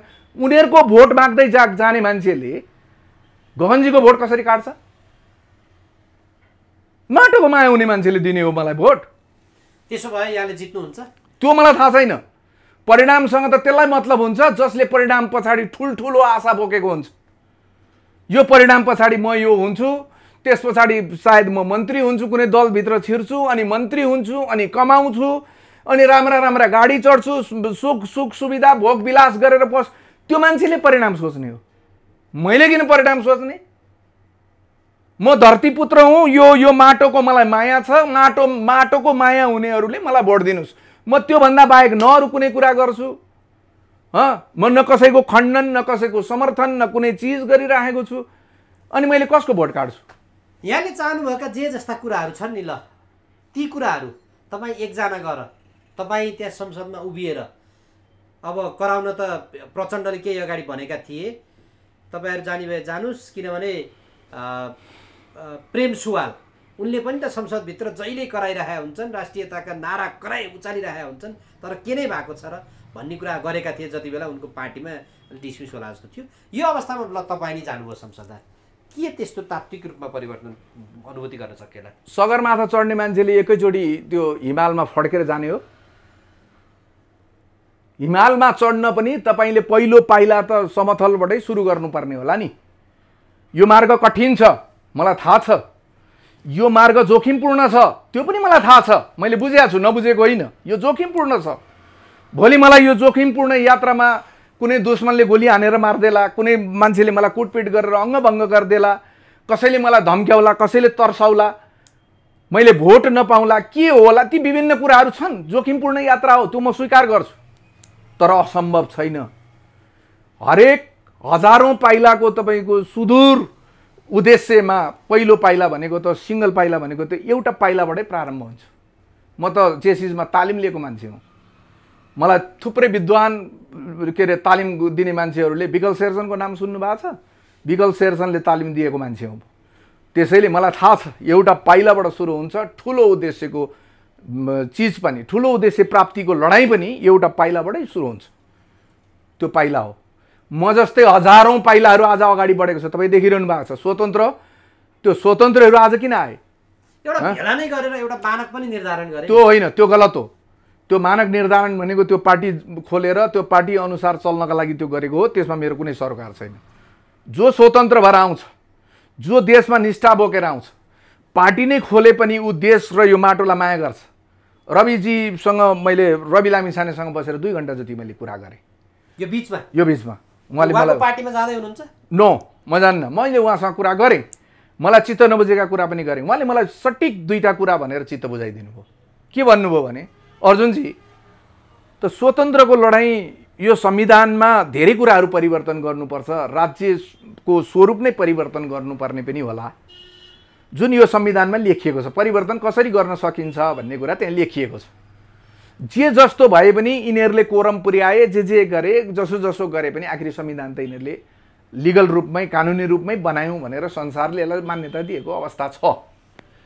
अब यो संविधानलाई परिवर्तन गर्नलाई, शासकीय स्वरूप परिवर्तन गर्नलाई वा चित्त नबुझेका कुराहरू संविधानबाट हटाउनलाई 2टा मार्ग हुनसक्छ। एउटा तपाईँको 2/3 बहुमत पुर्याएर संविधानलाई संशोधन गर्ने, एउटा क्रान्ति लिएर सडकमा जाने, आन्दोलन गर्ने। यो मुलुकले क्रान्ति थ्याक्न सक्छ? यो जर्जर भइसकेको मुलुकले अब जनता उचालेर हामी बन्दुक बोक्न सक्दैनौँ, हामी जङ्गल पस्न सक्दैनौँ, हामी कुनै विदेशीको गुलामी गरेर ल यति देऊ, हामी यसो गर्छौँ भन्न सक्दैनौँ। त्यसो गर्ने बित्तिकै यिनीहरूभन्दा फरक हामी हुँदैनौँ। हामीले पनि उनीहरूले भनेको आदेश भोलि जस्ताको तस्तै मान्नुपर्ने परिस्थिति आउँछ। त्यसले गर्दा त्यो बाटो मैले छोडेर संविधान, यो जनताहरूको चेतनाको स्तर पक्का बढेको छ, जनतामा चेतना छ, त्यही अनुरूप जानुपर्छ संविधान संशोधन गर्नका लागि भनेर म हिँडेको हो। त्यसले गर्दाखेरि म स्पष्ट शब्दमा तपाईँलाई म समर्थन गर्छु। सक्नुहुन्छ आउनुहोस्, मेरो दलभित्रै बसेर सँगै काम गरौँ। आउनुहुन्न, सक्नुहुन्न भने पनि तपाईँ स्वतन्त्रै उठ्नुहोस्। तपाईँको विचारसँग म सहमत छु, म तपाईँलाई सहयोग गर्छु। तपाईँको कार्यक्रममा आएर मैले तपाईँको प्रमोसन गर्नुपर्छ भने म गर्छु भन्नुभयो। रवि लामिछानेले तपाईँलाई समर्थन गर्ने कुरा भयो, पक्का भयो? यति कुरा भयो। अब समर्थन गर्नुहुन्छ कि गर्नुहुन्न कि अब यो देशमा बोल्ने एउटा, गर्ने अर्को परिस्थिति हुन्छ। तर मैले उहाँसँग एकचोटि भेटेँ, उहाँले बोलाएर भेटेँ, कुरा गरेँ। 2 घण्टाको कुराकानीको सन्दर्भमा यही कुरा आयो। उहाँले भन्नुभयो तपाईँको कार्यक्रम, तपाईँको प्रमोसन कार्यक्रममा रवि लामिछानेले आएर तपाईँलाई प्रमोसन गर्छ।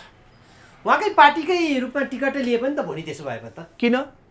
मैले उहाँलाई टेस्ट त गरिसकेको छुइनँ। उहाँले त भन्नुभयो, उहाँले त भनेको हो नि, जाउँ न त, म पनि जितेर संसदमा पुगेछु भने जित्नेका लागि मात्रै म कसैको पार्टीमा किन जाउँ? भुइँ मान्छे हुँ, भुइँ मान्छेहरूले जिताएर पठाएछन् भने भोलि त संसदमा त रवि लामिछानेजीका पनि 10-20 मान्छे आउलान् त्यहाँ। त उहाँको संसदभित्रको क्रियाकलाप हेरेर मलाई चित्त बुझ्यो भने त्यति बेला जाउँला न। अहिले किन हतार गर्नु पर्यो? मैले के त्यहाँ मलाई उहाँले ठाउँ दिनुहुन्छ भनेर गुडुडु कुदेर गइहालौँ?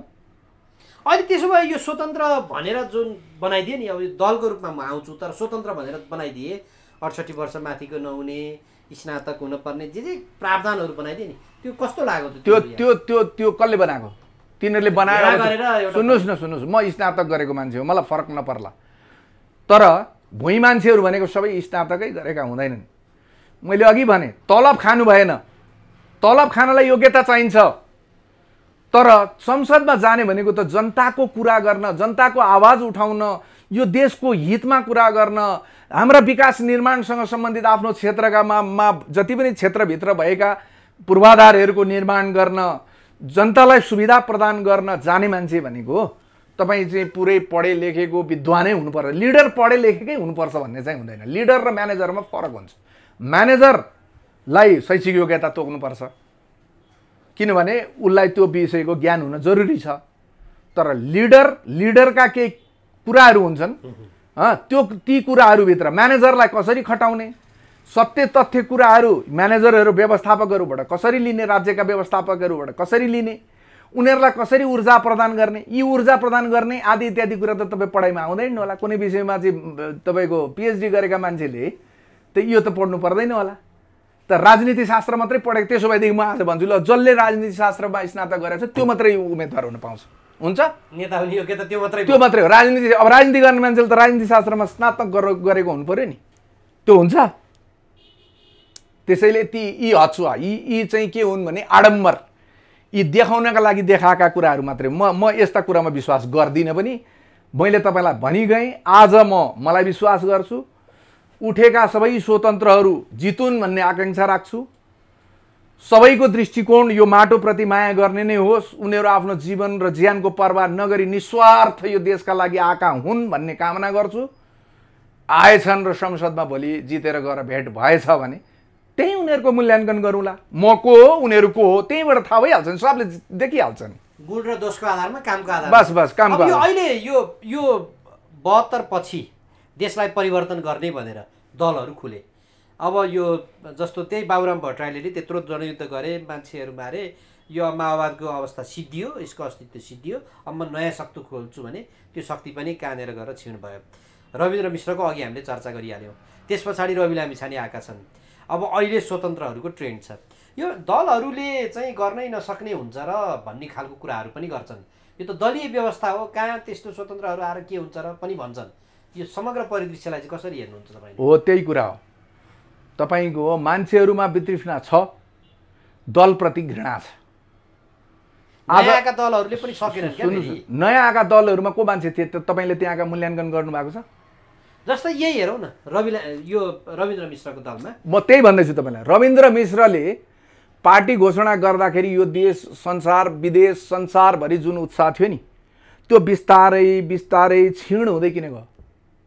त्यो भित्र मान्छे को पसे? बाबुराम भट्टराईको शक्ति के भन्ने त्योसँग दशरथ रङ्गशालामा ठुलो गरेर सबै पेपरमा ज्याकेट आएको थियो। सुन्नुहोस्, त्यो जनशक्ति के भन्ने पार्टीबाट, नयाँ शक्तिबाट तपाईँ त्यहाँ चित्त नबुझेर आएका मान्छे पनि यहाँ आए। कसैको पऱ्यो? मैले रविजीलाई पनि यही भनेको छु, अहिले मेरो भेटमा पनि मैले उहाँलाई त्यही भनेको छु। पार्टीमा आउने मान्छेसँग होस गरेर जानुहोस् तपाईँ अगाडि। यदि तपाईँ यो माटोलाई माया गर्ने मान्छे हो भने मेरो पार्टीमा आयो, सङ्ख्या बढ्छ भन्ने नाममा जो पायो त्यहीलाई चाहिँ फुत्त टिप्दै केन्द्रीय सदस्य, टिप्दै प्रदेश प्रमुख, टिप्दै पोलिट ब्युरो, टिप्दै कुनै के अर्को 7 जना कोर ग्रुप। अब मलाई पनि त्यो पार्टी खुल्दैको अवस्थामा मलाई पनि बोलाएको थियो रविन्द्र मिश्रजीले, म गएको थिएँ। मलाई त्यहाँभित्रको एकजना केशव दाल भन्ने मेरो इटरीमै सँगैको साथी हो, उसले मलाई दाइ नै भन्नुहुन्छ, म भाइ नै भन्छु। केशव दाल राम्रो लेखक हुन्, लेख्छन्। पहिला त्यो बाबुरामको कसकोमा थिए उनी। अब त्यहाँ म गएँ, रविन्द्रजी यहाँ बस्नु भएको छ, मुवाराम खनाल त्यहाँ बस्नु भएको छ, अर्को किशोर थापा कि को त्यहाँ बस्नु भएको छ। म गएँ, यहाँ बसेँ। एकजना मैले साथी लिएर गएको थिएँ, ऊ मेरो छेउमा बस्यो। म त रविन्द्र मिश्रजीसँग गफ गर्न गएको हो नि त। रविन्द्र मिश्रजीले बोलाएर, पार्टीको अध्यक्ष त उहाँ हो नि, मलाई कन्भिन्स गर्ने जिम्मा कसको? रविन्द्र मिश्रको, होइन? मैले त्यति बेला भर्खर एमाले छोडेको घोषणा गरेका थिएँ मैले, होइन? मलाई केशव दालजीले के भन्नुभयो भने, दाइ हाम्रो पार्टीको भविष्य छ, हाम्रो 7 जनाको कोर ग्रुपभित्र तपाईँ पर्नुहुन्छ, हामी राख्छौँ, तपाईँ आउनु पर्यो भन्नुभयो। मैले जुरुक्क उठेर, केशवजी पार्टीको भविष्य खोज्ने भएको भए त मेरो पार्टी सत्तारूढ छ अहिले, सर्वशक्ति मान्छन् केपी ओली, जसले मलाई चिन्छन्, म पनि मलाई चिन्छु। उहाँको घरमा, उहाँको कोठामा उहाँलाई भेट्न मैले आज कसैलाई पनि फोन गरिरहनु पर्दैन, म जान सक्छु। मैले प्रधानमन्त्रीकै कार्यालयमा गएर पनि ल म भेट्न आएको छु भने उहाँको काम व्यवहार, उहाँको चाहिँ व्यस्तता हेरेर मलाई उहाँले समय दिनुहुन्छ। म पार्टीको भविष्य खोज्ने भएको भए त्यहाँभित्रै बसेको मान्छे आज छोडेर किन निक्लिन्थेँ? र म तपाईँको पार्टीको भविष्य हेर्न तपाईँहरू जुन मान्छे भेला हुनुभएको छ, तपाईँहरूको यही पार्टीको भविष्यका लागि मैले जोइन्ट हुने, नमस्कार भनेर निक्लेको मान्छे हो म। त्यही बेलामा अन द स्पट अरू केही कुरा भन? कुनै कुरा अरू रविन्द्र मिश्रजीले सुन्नुहोस् न, अर्जुनजी सुन्नुहोस् भन्नुभयो, मुवाराम खनालजीले चाहिँ केशवजीले भन्न खोजेको कुरालाई चाहिँ यसो लिपापोती गर्न खोज्नुभयो, होइन? म फुत्त उठेर ल सरी, म पार्टीको भविष्य खोज्ने मान्छे होइन, त्यसले गर्दाखेरि अब अलिक पछि विचार गरेर भनौँला भनेर म फुत्त निक्लेर हिँडेँ।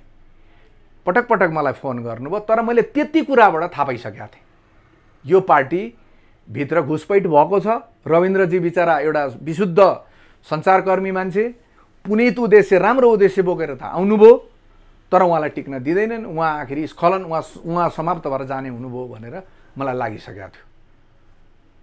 र मैले केही दिन अगाडि रविन्द्र मिश्रजीले पनि बोलाएर म भेटेको थिएँ उहाँलाई पनि मैले भने तपाईँले साह्रै ठुलो गल्ती गर्नुभयो, तपाईँ इमान्दार हो, तपाईँलाई कसैले पनि दोष दिँदैन, आज रविन्द्र मिश्र खराब मान्छे भन्दैन, तर तपाईँले पार्टी निर्माणमा जो आयो त्यसलाई के उद्देश्यले आएको भनेर तपाईँ बुझ्नपट्टि लाग्नु भएन, परीक्षण नै गर्नु भएन। तपाईँले हठात ती मान्छेहरूलाई चाहिँ छिराइदिनु भयो। जस्तो अहिले एमालेमा कङ्ग्रेसहरूमा तपाईँ चाहिँ एउटा बन्ड, एउटा चाहिँ त्यो यो सीमा रेखा तोकिदिएको छ, यति नभइकन केन्द्रीय सदस्य हुन नपाउने, यति नभई पोलिट ब्युरोमा जान नपाउने, यति नभई स्थायी कमिटीमा जान नपाउने, त्यो मापदण्ड त उहाँले बनाउनु भएन। जो आयो गफ दियो, ठुल्ठुलो कुरा गरो, ए यो त कामको मान्छे रहेछ भने सिधा मान्छे उहाँले सुई राख्दै जानुभयो। परिणाम यो आयो। आज रविन्द्र मिश्रजी खराब मान्छे हो, यी नेता अहिलेका यी सत्तामा बसेका भन्दा उहाँ खराब मान्छे हो, अनपढ मान्छे हो, गमार मान्छे हो, बहस गरेर यो देशको नागरिकको हैसियतले यो देशलाई एउटा टुङ्गोमा पुर्याउन विचार नभएको मान्छे हो त होइन नि। तर त्यस्तो मैले रविजीलाई त्यही भएर भने, यो चिजबाट सतर्क हुनु भएन भने तपाईँमाथि पनि यो घात हुन सक्छ, विचार गर्नु होला। अन्ततः उहाँले अध्यक्ष नै छोडिदिनु भयो, राजीनामा दिनुभयो। अब त्यो त उहाँहरूको आफ्नो निजी कुरा भयो, पार्टीगत कुरा भयो, त्यो विषयमा हामी नजाउँ, तर मैले पहिल्यै उहाँलाई सूचना दिएको कुरा हो। अब यो यो यो अहिलेको यो पार्टमा नि जस्तो दलहरू, यो नयाँ दलहरूलाई ठ्याक्कै विश्वास नहुने, पुराना दलहरू पिछलग्गु बनिदिने, यो नयाँ दललाई विश्वास नहुने भनेर तपाईँले कसरी थाहा पाउनुभयो? जस्तो रविन्द्र मिश्रले तपाईँ सुन्नुहोस्, त्यो दलभित्रैका मान्छेले समाप्त गरेको हो, जनताले समाप्त गरेको हो। स्थानीय चुनावमा तपाईँलाई म नआएको भएर भन्नु नि त उहाँले। ठिक छ त, त्यो नआउनुको पछाडिको कारण के?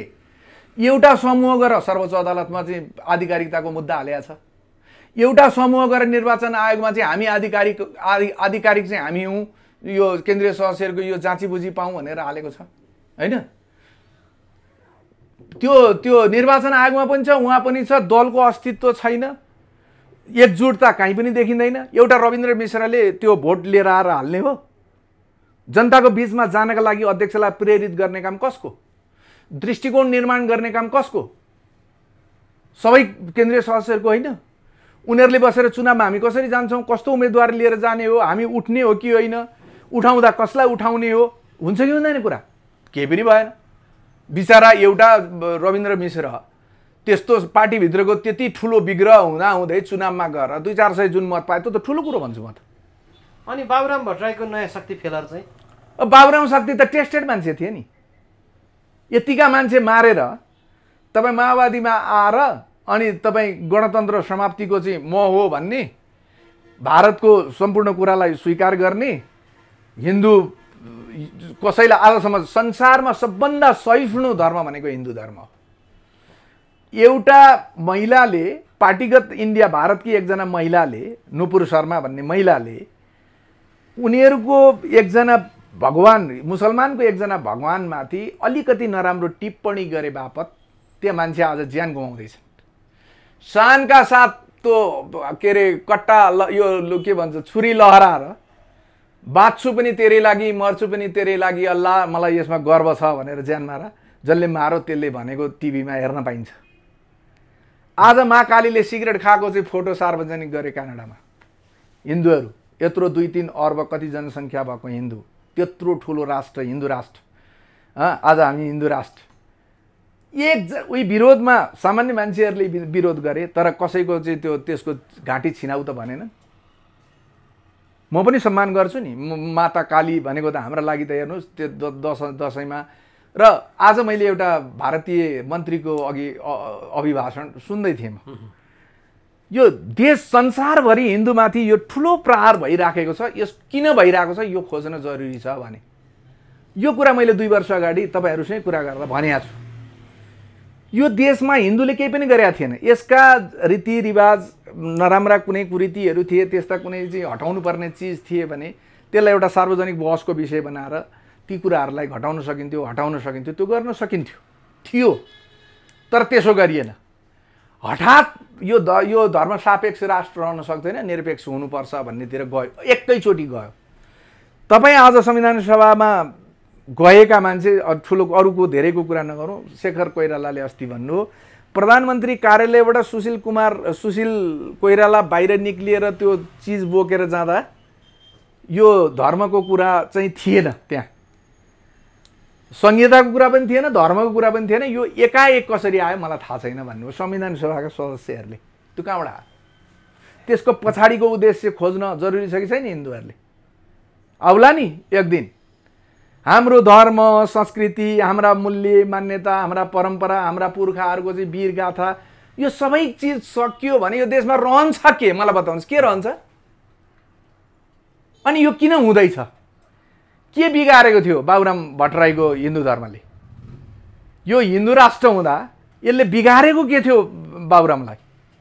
म ब्राह्मणको छोरा हुँ, मैले कहिले मेरो बाबुबाजेले जजमानी गरेको देखिनँ, तर बाबुराम भट्टराईका बाबा जजमानी गरेर हिँड्थे।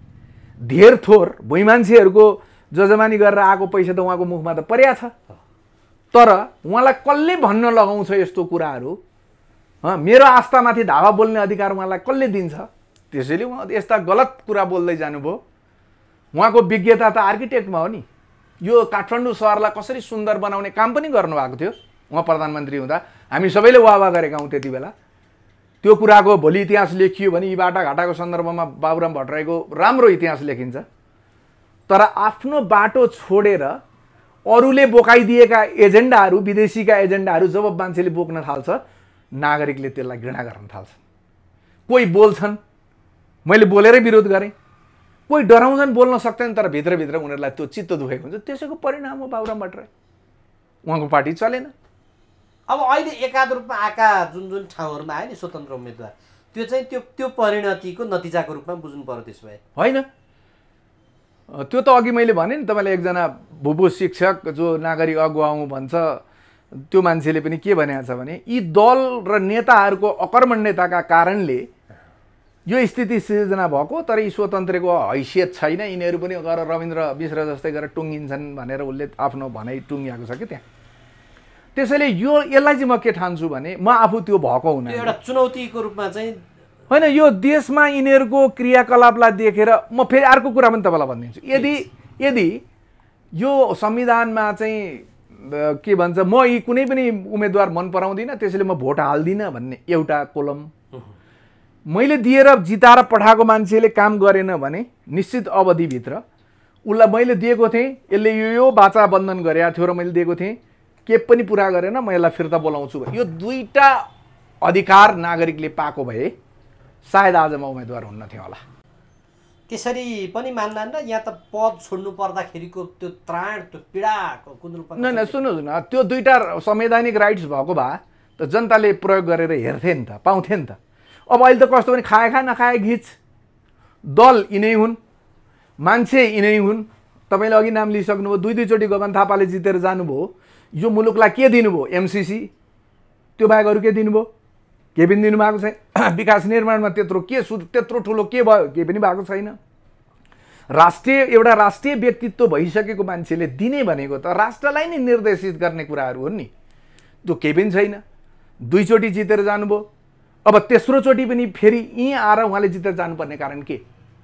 प्रधानमन्त्री हुन रे? सुन्नुहोस् न, प्रधानमन्त्री त मैले तपाईँलाई भनियो, छोडिदिनुहोस् न यस्ता यी कुरा छोडिदिनुहोस्। बिचरा रामचन्द्र पौडेल 12, 13, 14 पटक कति 17 चोटि चाहिँ लडाइँ गरेर हारेर पनि अहिले एकचोटि चाहिँ प्रधानमन्त्री भएर फोटो टाँसेर मात्रै मर्छु भनेर बसेका छन्। कृष्ण सिटौलाले हेर्नुहोस्, दिनै पछि त्यो फुलेको कपालमा कालो लगाएर चाहिँ युवा तन्देरी भएर अझै बसिराखेका छन्।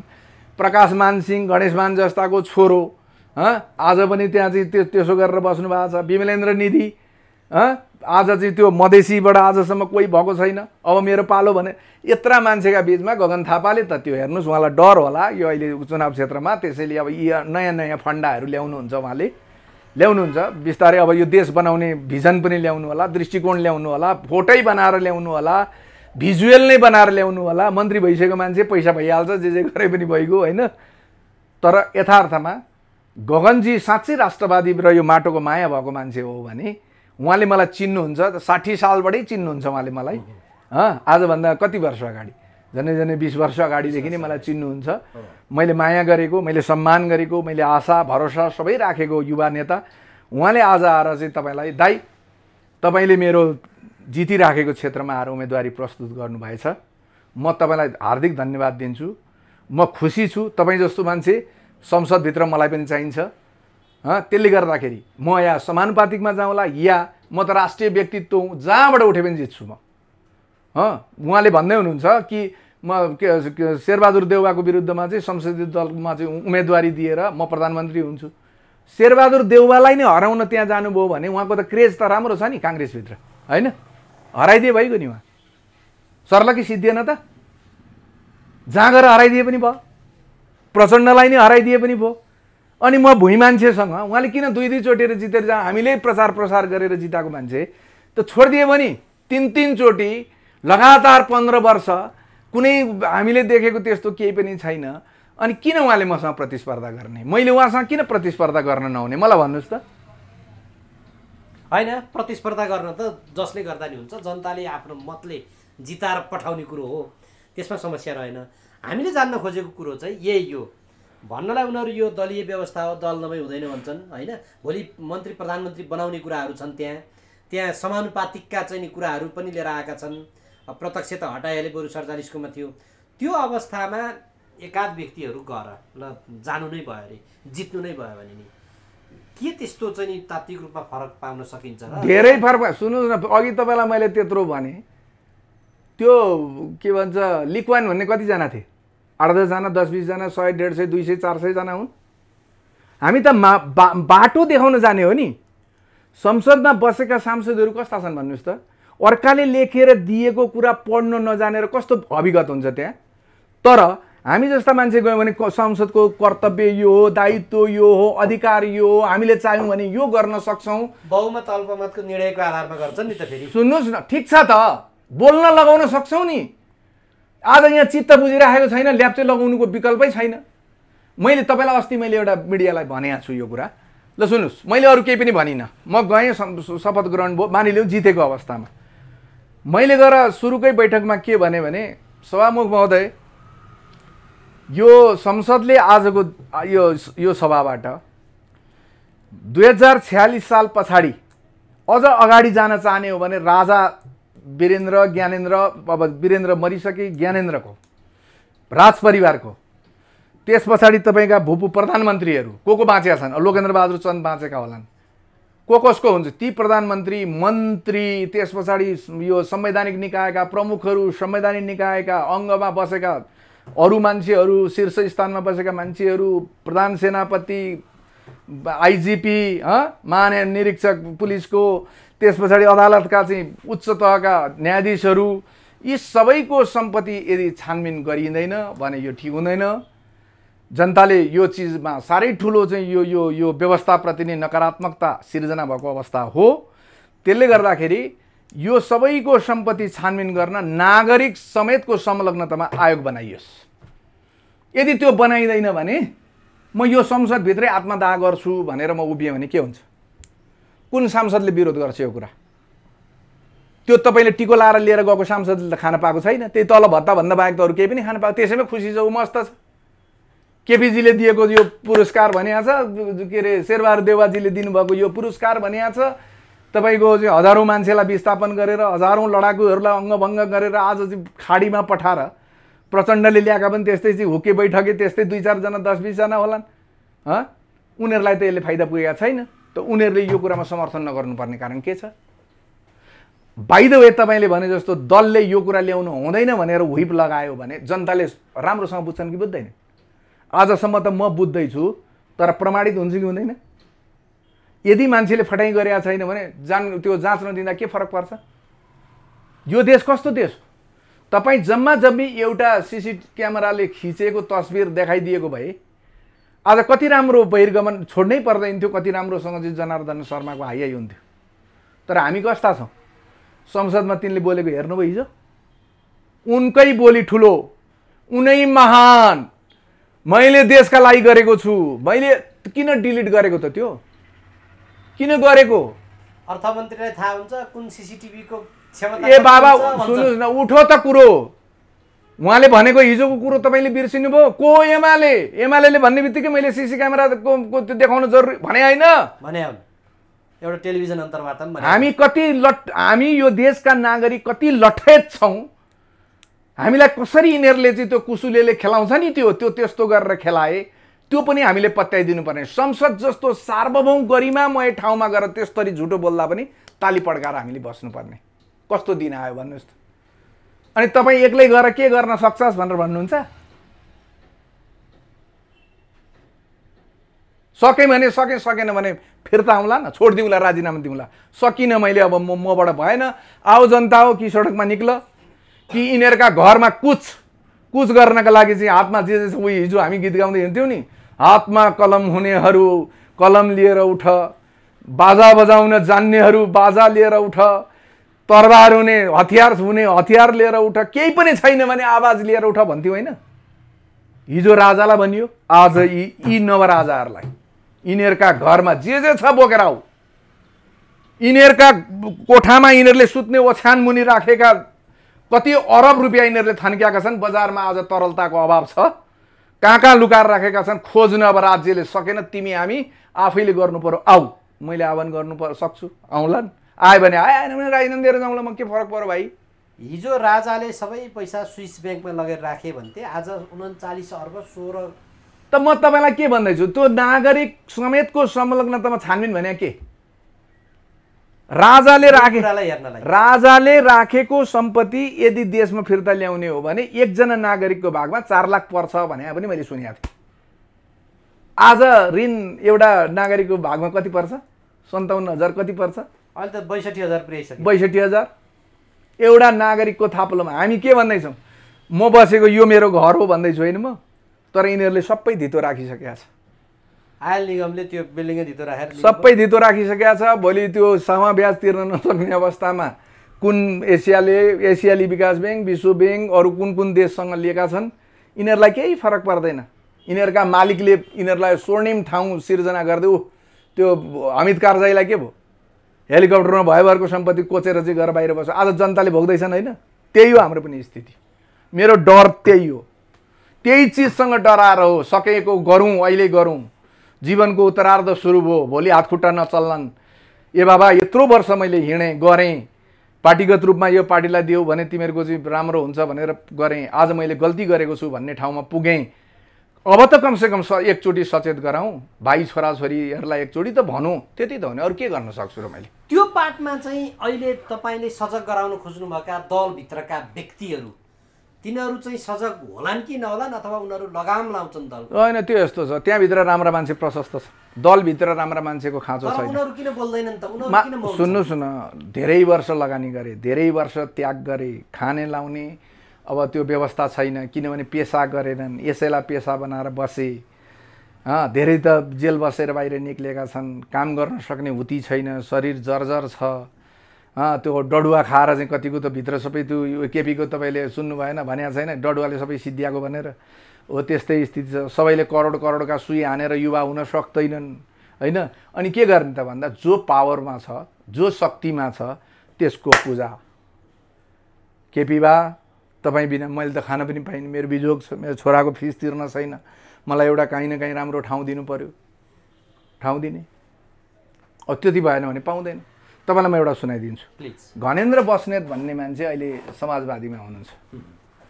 उहाँ जेल ब्रेक गरेर सिपीहरू भाग्दा उहाँ पनि भागेको हो, पछि उहाँ चाहिँ फेरि पक्रा परेर आएर उहाँले पनि चरम यातना भोगेको मान्छे हो। उहाँ चरम नक्खु जेलमा मैले भेटेँ हो उहाँलाई। उहाँ केपी सँगसँगै सायद 14-15 वर्षसँगै जेल बसेर निक्लेको मान्छे हो। केपी ओली प्रधानमन्त्री भइसकेपछि 6 महिनासम्म कन्टिन्यू केपीलाई भेट्न खोज्दा पनि भेट पाउनु भएन अरे। जब तपाईँ उहाँले मलाई तपाईँ किन समाजवादीमा जानुभयो, यत्रो तपाईँहरूको त्याग थियो, यत्रो निष्ठा थियो भनेर मैले प्रश्न गर्दा उहाँले आँखाभरि आँसु पारेर भेट्न दिएनन्, आफ्नो ठाउँमा छ। तर एउटा उनको चाहिँ गाडीमा म पनि बसेको छु, त्यही एउटै सिटमा हामी बसेका छौँ। दमकदेखि काँकडभिट्टा कि कहाँ पुगेर त्यहाँबाट फर्केर आउँदासम्म पनि मैले बोल्न खोज्ने बित्तिकै क्रस गरेर मलाई बोल्नै दिएनन्। यति अपमान मैले बेहोर्नु पर्यो। त्यो अपमान मैले जीवनमा त्यो कहिल्यै पनि यो पञ्चायत कालमा म पकडा परेर जाँदाखेरि पनि कुटाइ खाएँ होला, पिटाइ खाएँ होला, यातना भोगेँ होला, तर मैले यस्तो अपमान मैले महसुस गरेको थिएन अर्जुनजी। त्यसैले मैले अब बरु म मर्छु, बरु म छुट्टै जान्छु, तर म त्यहाँभित्र प्रवेश गर्दिनँ भने म बाहिर निक्लेको हो भनेर उहाँले जवाब दिनुभयो।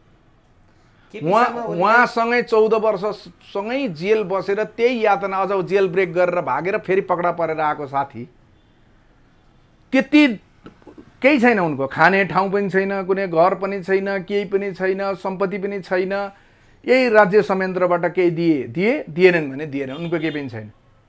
कहिलेकाहीँ काठमाडौँ आउनुभयो र भेट्यो भने हामीले 2-4 हजार रुपियाँ दिएर खर्च दिएर पठाउनुपर्छ उहाँलाई। अब भन्नुहोस्, दमको बिमारी हो उहाँ, दम छ उहाँलाई। यातनाको कुरै नगर्नुहोस्, कति यातना भोगेको छ त्यसको कुनै लिमिटेसन नै छैन। हिजो यिनीहरूले त्यो छेत्रीको छोरो हिजो युद्धमा, हिजो त्यो मान्छे काट्ने कुरामा, ती सबै कुरामा प्रयोग गराएर हिँडेको मान्छे त भेटेर प्रधानमन्त्री आफूसँगै बसेको एउटा मान्छेलाई सम्झाउन बुझाउन तिमीलाई त्यस्तो छ भने ठिक छ भन्न नसक्ने मान्छेले यो राज्य चलाएर यहाँका नागरिकलाई सुख सुविधा दिन्छ भनेर हामी कल्पना गर्न सक्छौँ? म त सक्दिनँ भाइ। मैले सकिनँ, छोडिदिएँ। मलाई स्वार्थ छैन, केही छैन। हिजो देखिन्जेल राम्रो यिनीहरू चाहिँ महानै हुन्छन् होला भने ताली पड्काएँ, आज राम्रो लागेन, छोडिदिएँ। नागरिक हुँ, नागरिकको हैसियतमा उहाँहरूसँग मेरो बराबरी अधिकार छ। सत्तामा पुग्नुभयो, पद ग्रहण गरेर हामीले दिएको मतलाई लिएर गएर चाहिँ माथि पुग्नुभयो, तर देश हितमा काम गर्नु भएन, छोडिदिएँ। अब म पनि जनप्रतिनिधि भएर त्यहाँ चाहिँ उहाँहरूसँग यसै गरी बोल्न अब तपाईँहरू आउनुहुन्छ मसँग बोल्नुहुन्छ, हजारौँको सङ्ख्यामा मान्छेले हेरिदिन्छन्, मलाई म्यासेज गर्छ। अब उहाँहरू त आउनुहुन्न मसँग, उहाँहरूले त सायद यो हेर्दा पनि हेर्नुहुन्न होला, फुर्सद पनि हुँदैन यस्तो झारपात मिडियाको, कसले हेर्ने? कान्तिपुरको, नागरिकको, अर्को अन्नपूर्णको, यी ठुला ठुला मिडिया छोडेर त तपाईँ यस्ता युट्युब त भुइँ मान्छेले हेर्ने हो, उहाँहरूले हेर्नुहुन्न। त्यसैले त्यो सरकारै छैन, त्योसँग मतलबै छैन, त्यो वास्तै छैन उहाँहरूलाई, कसले सुन्ने? त्यसैले सुनाउन त्यहाँ गएपछि त सुन्नुपर्छ होला नि त। त्यो के लाउँछन् एउटा लोगो हो, त्यो लाएपछि त अलिकति जनताले पनि प्रशासनले पनि हरेक ठाउँले सुन्नुपर्छ होला नि त। अख्तियारै भित्र म छिर्दा पनि त्यो लोगो लाएर छिर्दाखेरि अख्तियारको प्रमुखले पनि के हो फलानु ठाउँको फलानु मुद्दाको सन्दर्भमा त तपाईँले आजसम्म कुनै कारबाही अगाडि बढाउनु भएन, किन? पाउँछु होला नि त। अहिले त छिर्नै दिँदैन, अख्तियारभित्र छिर्नु खोज्दैन पुलिसले निकालिदिन्छ। कोसँग भेट्न आएको, के गर्न आएको, दिँदैन, त्यो भेट्नै दिँदैन। हो शक्ति, जनताको त्यो शक्ति टाउकामा राख्न खोजेको मेरो उम्मेदवारी, त्यसरी बुझ्नुहोस्, त्यति बुझ्नुहोस्। ल अब धेरै पनि भयो, कुरामा अन्तिममा छौँ। भोलि यो देश श्रीलङ्का जस्तै भन्छन्, यहाँ चिनेका जानेका विज्ञ व्यक्तिहरू कहाँ हुन्छ त्यस्तो हुँदैन भन्छन्, दलका नेताहरू त्यसै भन्छन्, अर्थमन्त्री अब हुन त राजीनामा दिएर उनी छोडिसके, कहाँ मलाई बदनाम गर्नलाई चलाइएको हल्ला पनि भन्छन्। सजग व्यक्तिहरूले भने ओहो हाम्रो बाटो गलत भयो। तपाईँहरू पनि भन्दै हुनुहुन्छ कि यो सङ्घीयताको नाममा हामीले पाल्न पर्ने यत्रो धेरै राजा महाराजाहरू जुन उत्पन्न भए तिनलाई हामीले धान्ने खर्च गाह्रो भयो है, ऋण लिएर हामीले यिनलाई घिउ खाइरहेछौँ है भन्ने खालको तर्क दिइरहनु भएको छ। श्रीलङ्कामा चाहिँ नाङ्गे झार पार्ने परिस्थिति आउँदैछ नेताहरूलाई यहाँ। त्यस्तो परिस्थिति निर्माण भयो। तपाईँको भोलि चाहिँ यहाँ मान्छेले पेट्रोल हाल्न पाएनन्, डिजल हाल्न पाएनन्, ओहोरदोहोर गर्न पाएनन्, खानेकुराहरू पाएनन्, औषधि उपचार पाएनन्, के गर्छन् त जनताले? त्यसको नेतृत्व त म आफै गर्छु नि। हिजो पनि म युद्धभूमिमा तपाईँको चाहिँ सङ्गीन भचिनेछन्, पर्खाल तोडिनेछन्, जो रोक्छ हामीलाई आफै ती ठुन्किनेछन् गीत गाएर हिँडेकै मान्छे हो म। के भयो त?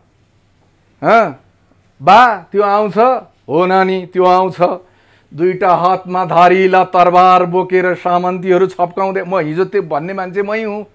आज के फरक पर्छ? भोलि त्यस्तो स्थिति आएछ भने मै नेतृत्व गर्छु नि।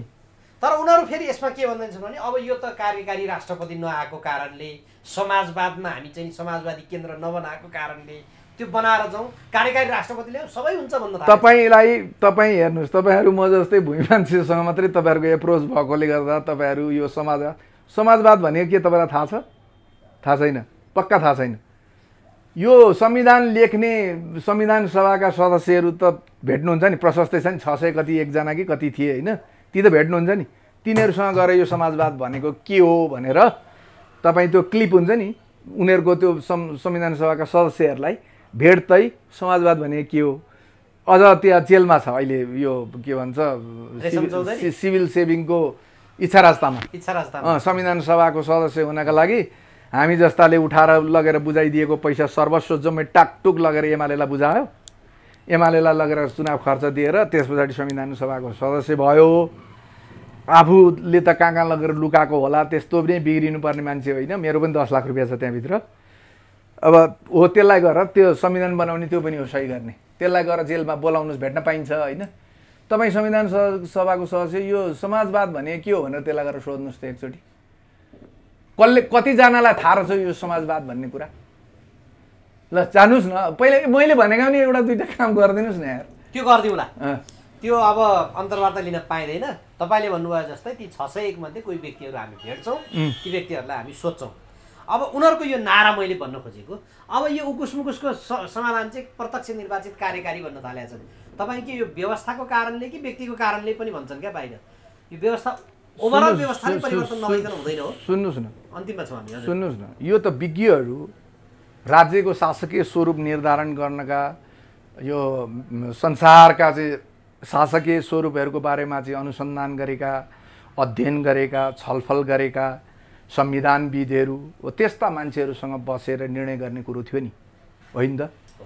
संविधान बनाउँदाखेरि जनताको चाहिँ स्तरबाट त आवाज उठाएको थियो नि त, प्रत्यक्ष निर्वाचित कार्यकारी। काङ्ग्रेसले मानेन, कम्युनिस्टहरूले त मानेको थियो, किनभने कम्युनिस्टहरूको गरिबीलाई भजाउने कुरो हुन्छ, गरिब थियो मुलुक, भयो भजाउन सकिन्छ हो, यतिको भयो भने माइला भनेर सोचेर भनेका थिए। अब आज पनि यदि त्यो नै समस्याको समाधान हो, त्यसरी नगइकन हुँदैन भने त यो देशमा छन् हौ विज्ञ, मैले देखेका थुप्रो छन् हौ त्यस्ता मान्छेहरू, बोलाउनुहोस् न, बोलिराखेका छन्। सर्वोच्च अदालतमा मुद्दा लड्दै गरेका सायद त्यो भीमा अर्जुन आचार्य, अर्का एकजना डाक्टर के भन्ने हुनुहुन्छ, अर्को एकजना संविधानविदै हो, युवराज सङ्ग्रोला बोलिरहनु भएको छ, अरू वकिल विद्वान वकिलहरू बोलिराखेका छन्। यो चाहिँ के भन्छ शासकीय स्वरूपका बारेमा अध्ययन गरेका विदेशी छैनन् भने झिकाउँ। बेलायतमा पढाउँदै गरेका एकजना को हुनुहुन्छ हाम्रो यो सूर्य सुवेदी, अमेरिकाका प्रोफेसरहरू एकजना मसँग चाहिँ तपाईँको खगेन्द्र हमाल भन्ने चाहिँ, अब यो छन् त थुप्रो प्रोफेसरहरू विदेशमा बसेका छन्। ती व्यक्ति राखेर छलफल गर्नु पर्यो। त्यसो भए आफूले सकिएन भने के गर्दा उपयुक्त हुन्छ, त्यसको निकास के गर्दा निकाल्नुपर्छ भन्ने कुरामा त आजसम्म तपाईँको यो दलहरूले बसेर एकै ठाउँ बसेर छलफल गरेर सुन्नु भएको छ? यहाँ त सत्तामा पुग्नको लागि, मन्त्री खानको लागि पार्टी विभाजन जति छिटो हुन्छ, यो देश निर्माणको कुरो त्यति सजिलो र त्यति छिटो भइदिएको भए त हामी धेरै माथि पुग्थ्यौँ होला नि। त्यसैले हिजो जनताका घर दैलोमा गएर बासी भात र भोटेका मकै खानेहरू आज ठ्याक्क सत्तामा पुगेपछि भुजा जिउनार गर्ने अवस्थामा पुगे नि। सबै कुरो बिर्से यिनीहरूलाई केही पनि छैन, केही थाहा छैन, यिनीहरू इच्छा शक्ति पनि छैन, रोगले जीर्ण भइसकेका छन्, भित्रभित्रै सबै खाइसके औषधि र सुईका भरमा बाँचेका छन्। त्यसैले यिनीहरू त्यति दूरदृष्टि राखेर परसम्म सोचेर यो देश कसरी बनाउन सकिन्छ होला, यसो गर्दा के हुन्छ होला, त्यो यिनीहरूसँग कसैसँग पनि म सम्भावना देख्दिनँ, छैन। अब अन्तिममा छौँ। अन्तिममा यो एउटा प्रश्न, आज संयोगवश पूर्वराजा ज्ञानेन्द्र शाहको जन्मदिन पनि परेछ, यो हिसाबले एउटा प्रश्न, तपाईँको अनुभूति पनि होला। यो अहिले विप्लवले के भन्यो भने राजासँग सेना मिलाउने र दलहरूलाई प्रतिबन्धका कुराहरू पनि अगाडि आएको देखियो। तपाईँ आगामी दिनको म यो विषयमा तपाईँको कुरा मैले बुझिसकेँ, यो विषयमा म तपाईँसँग धेरै बहस गर्दिनँ। विप्लवले यो भन्नुका पछाडि यदि हाम्रा दुईटा ठुला छिमेकीहरू यो लाइनमा छन्, त्यसरी बुझेका छन्, विप्लवसँग त्यो विषयमा कुरा भएको छ होइन, जस्तो उत्तर कोरियाको जस्तो शासन अब मुलुकले नगरिकन हुँदैन, तर मान्छेले खोजेको त त्यो डिक्टेटरसिप छ, नागरिक स्तरमा खोजेको त छ, हेर्नुहोस् त्यो त मान्छु म। किनभने यति अराजक, यति यो भद्रगोलको परिस्थिति त त्यो हुनै सक्दैन। तपाईँलाई एउटा कुरा भनौँ, म हिजो एउटा बाटोमा हिँड्दै थिएँ, त्यो थोरै पानी जमेको ठाउँ थियो, म छिटो त्यो क्रस गर्न खोज्दै थिएँ, एउटा मोटरसाइकलको आवाज पनि त्यो साइलेन्सर झिकेको एउटा चाहिँ कुण्डले त्यो यसरी बत्तिएर आयो भाइ, त्यसले छ्याममा त्यो पानी छ्यापेर मेरो सबै पेन्टहरू भिजायो। अनि अगाडि बढेर मतिर हेरेर मुसुक्क हाँसेर गयो। कम्तीमा पछाडिसम्म हेरेछ। म त्यसको बाउको एक लात हानेर हिँड्छु होला। म त्यसको बाउको उमेरको मान्छे हुँ। यो यो यो यो धार्मिक यो संस्कृतिजन्य हाम्रा थिए नि संस्कारहरू, आफूभन्दा ठुलासँग यसरी व्यवहार गर्ने, यी सबै कुरा त समाप्त गरिदिए, छैन के पनि। त्यो हाम्रो धर्म नरहेपछि त सबै कुरा सिध्याइदिएको अवस्था छ। त्यसैले एउटा डिक्टेटर त आवश्यक छ। लिक्वान भन्छौँ, लिक्वान पनि डिक्टेटर हो। तपाईँहरू हेर्नुहोस्, डिक्टेटर नभइकन त तपाईँको देश चल्छ। चाइना आज उन्नति गर्यो, डिक्टेटर भरै गर्यो।